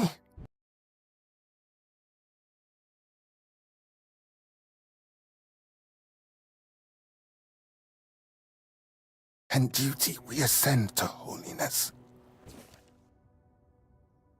We are the sanctified martyrs. Through blood we strive for purity.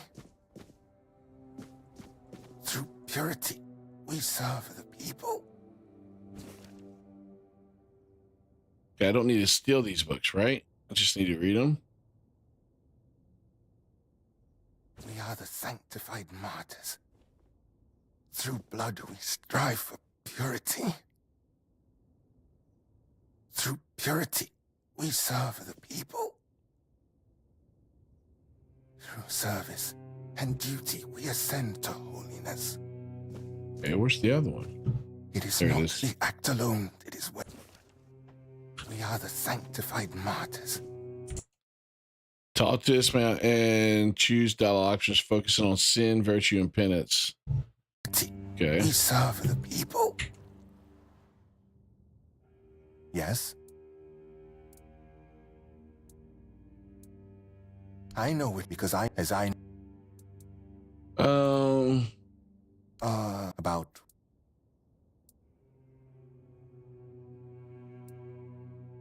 my conscience is on trouble. We are the sanctified. Fuck you, man. Why do you disturb me again?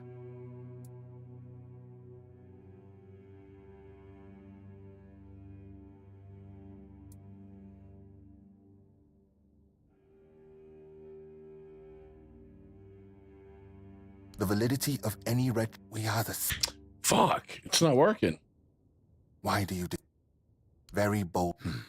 I thought we are the. Why do you Yes, I stole those book. Yes, I stole those. Okay. What did I plan? All right.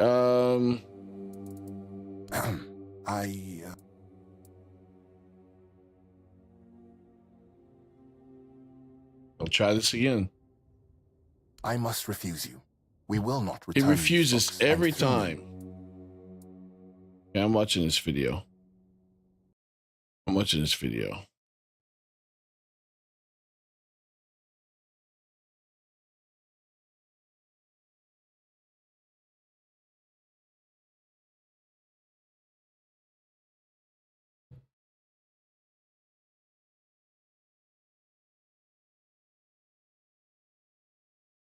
I acknowledge.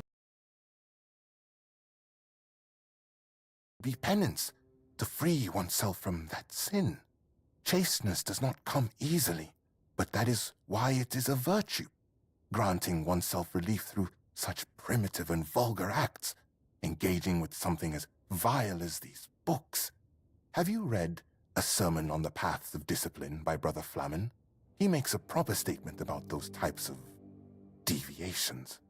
Hands that stray toward idle pleasures build no temple.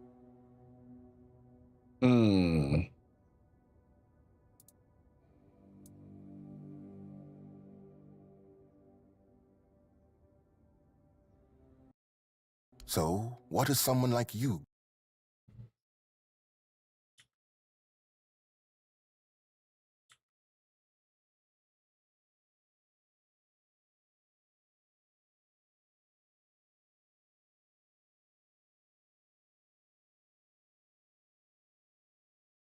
service of greater purpose.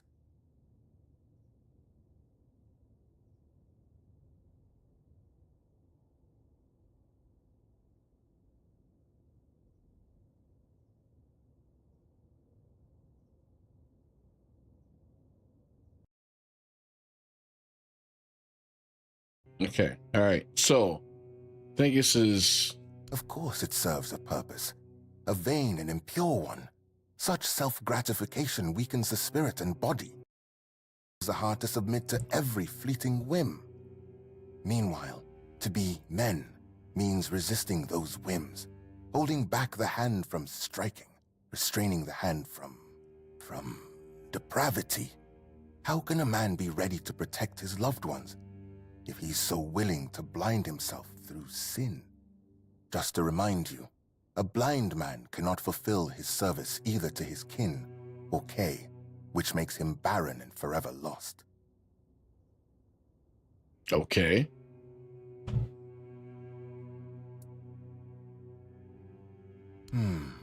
He serves indeed. It is, of course, a different kind of service than mine, but if you put it that way, it is true that this man, for reasons known to him, started his duty and continues it. I must admit that I hold deep respect for those dedicated to their service. Maybe the soul of that one is not as corrupted as I thought, even if he is so eager to look into those tomes.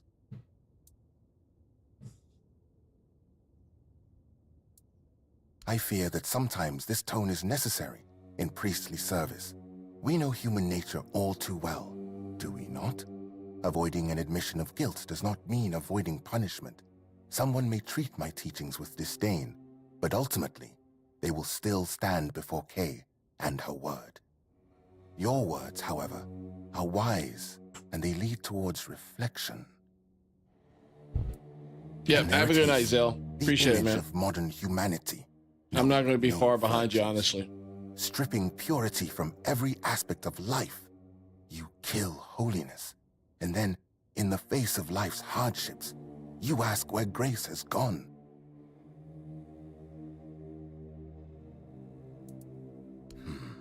Do not waste your time searching for trivial problems. It can be put to much better use. Yes, you might be right about that one, stranger. An excellent observation. I know, right, Zell? And a keen use of the passage from A Sermon on Purity and Temperance, I must admit.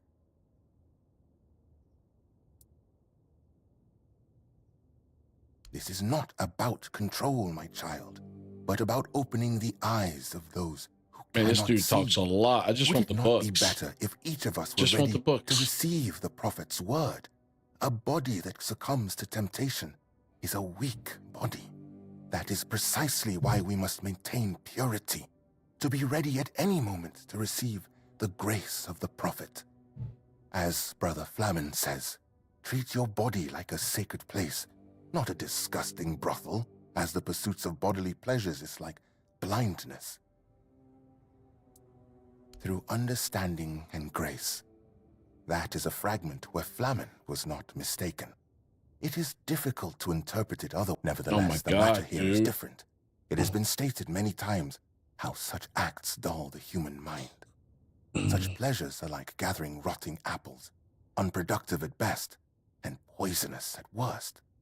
So, dear stranger, where did our little discourse lead you? What about my role in all of this? Where would people be without priests, striving to protect them from sin and impurity? Oh my God, that's a lot of options there. Holy shit.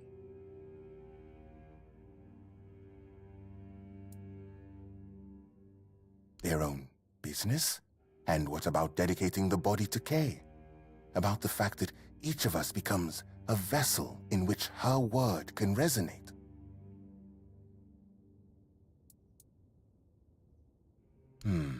But a hand that labors for love and creation walks the righteous path.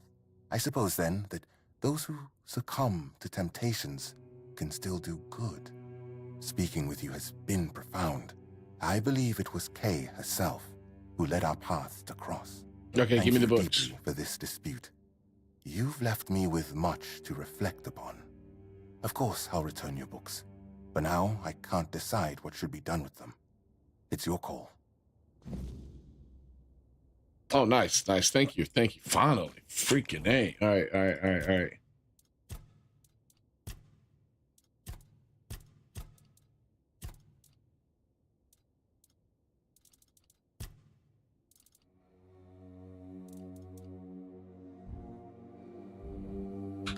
All right, let's go return them.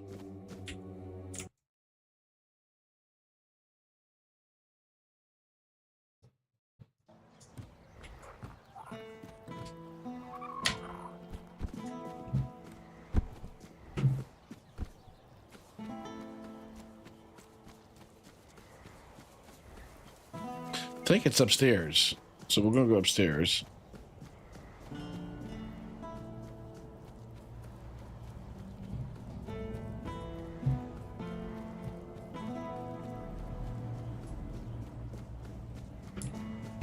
Right? I think so.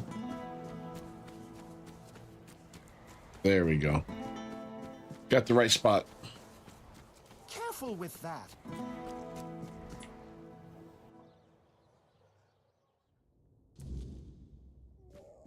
Hello again. Thank you. How's Walter? Brother Ismat? A red priest? What for? Don't tell me he wanted to burn them for being indecent. Oh, so Kai does condemn thievery after all. I can never keep track. No matter. As long as the books are back where they belong. Thank you for helping. Here, take some gold. One more thing. I can see you're alright, and I hope I can trust you. We need to talk. About what? Don't tell me somebody stole all the porn again. No, this time. I'm not in the mood to even joke about that. This time, it's serious. A matter of life and death, you could say. There's a stone tablet in Lord Devaine's manor. A Delrida relic. And She wants me to steal something from Lord Vane's manor?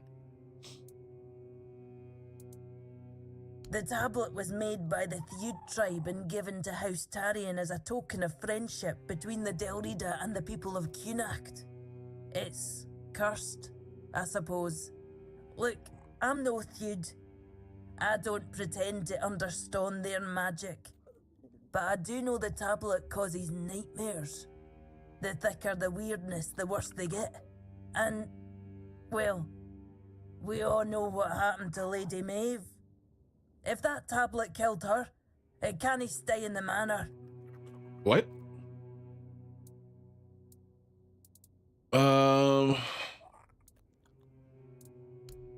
Sure. You know, I was just going to ask you to talk to Anselm for me. But if breaking in is what you prefer, I'll just try not to get caught, alright? Hey, Grinker, how's it going, man? Embarrassing for both of us. Hope you're having a good night. Wait, come back here, wait. Before you ask, no. I do not have any books personally signed by Merlin. Same, Grinker, same. I'm not long signature. behind you. All right,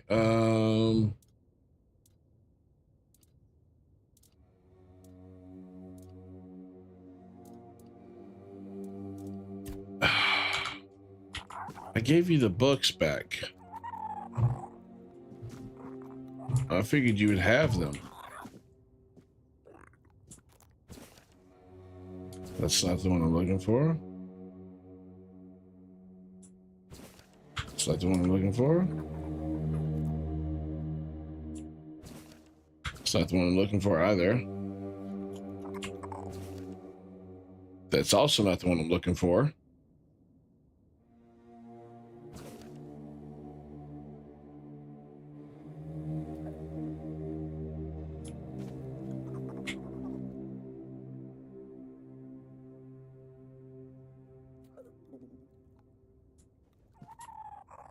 Yep, have a good night, man. Get some sleep.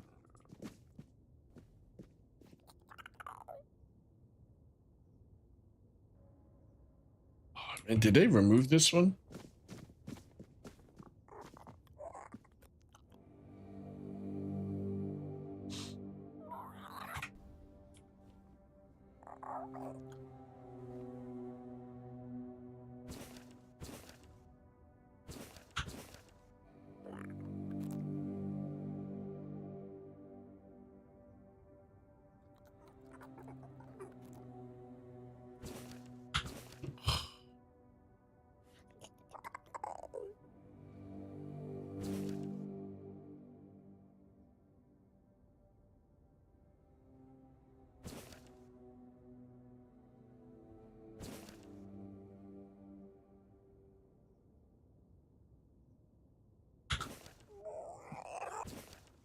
Okay, there's okay.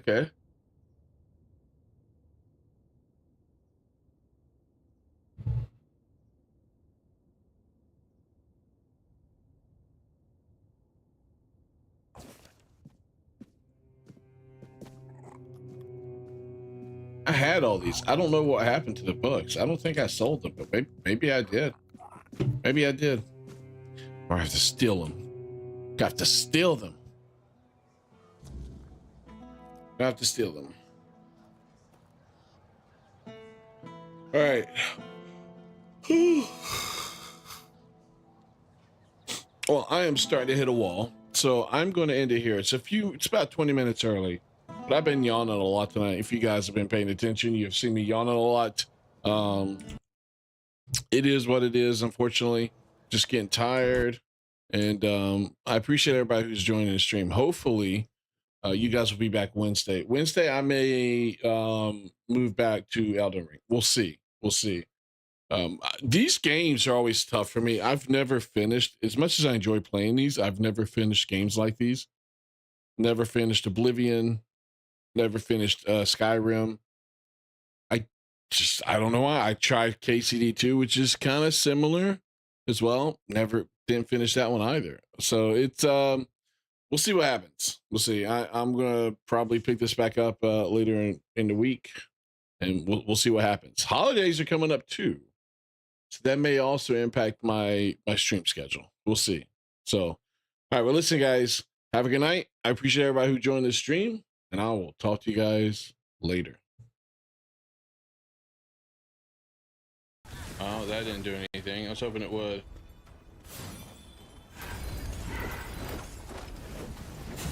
She's doing my move.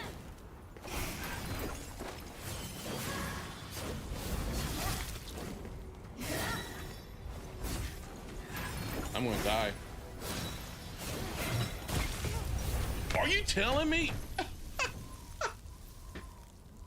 Oh my god, freaking mind killed us both? Oh my god.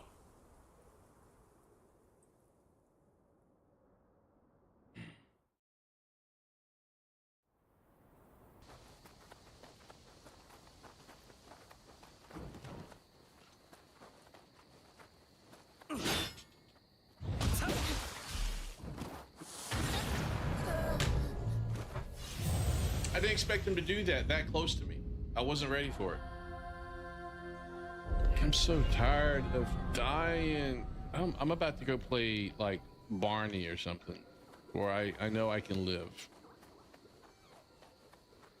Oh my god, he's got his sausage.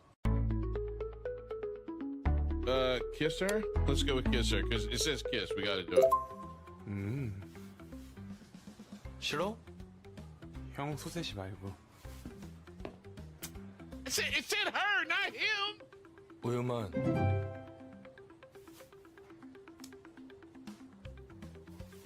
What the fuck?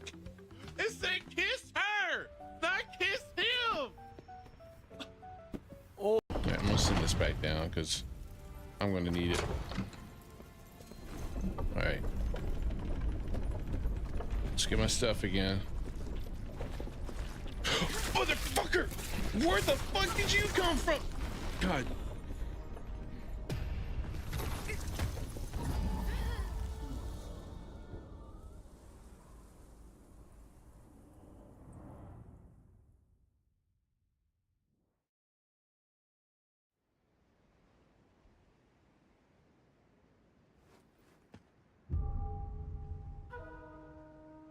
He wasn't there last time. Where the fuck did he come from? I mean, seriously. I'll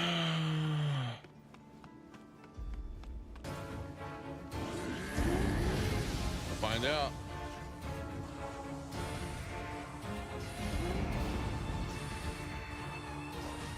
Did he just heal? That almost killed me. That almost killed me. I didn't know he was doing it. Holy shit. Holy shit. He's healing.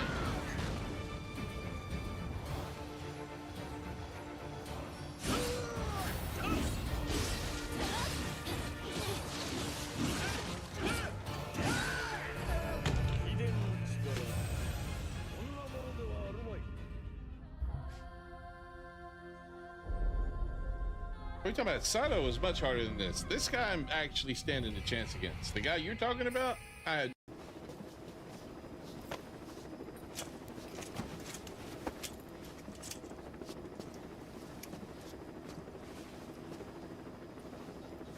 Oh, well, hello there.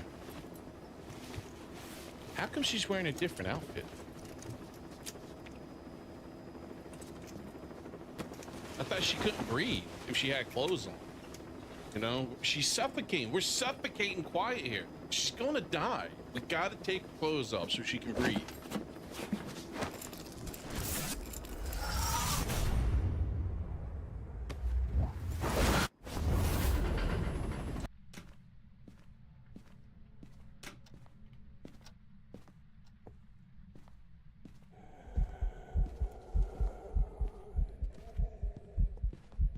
Oh crap, there's the ghost.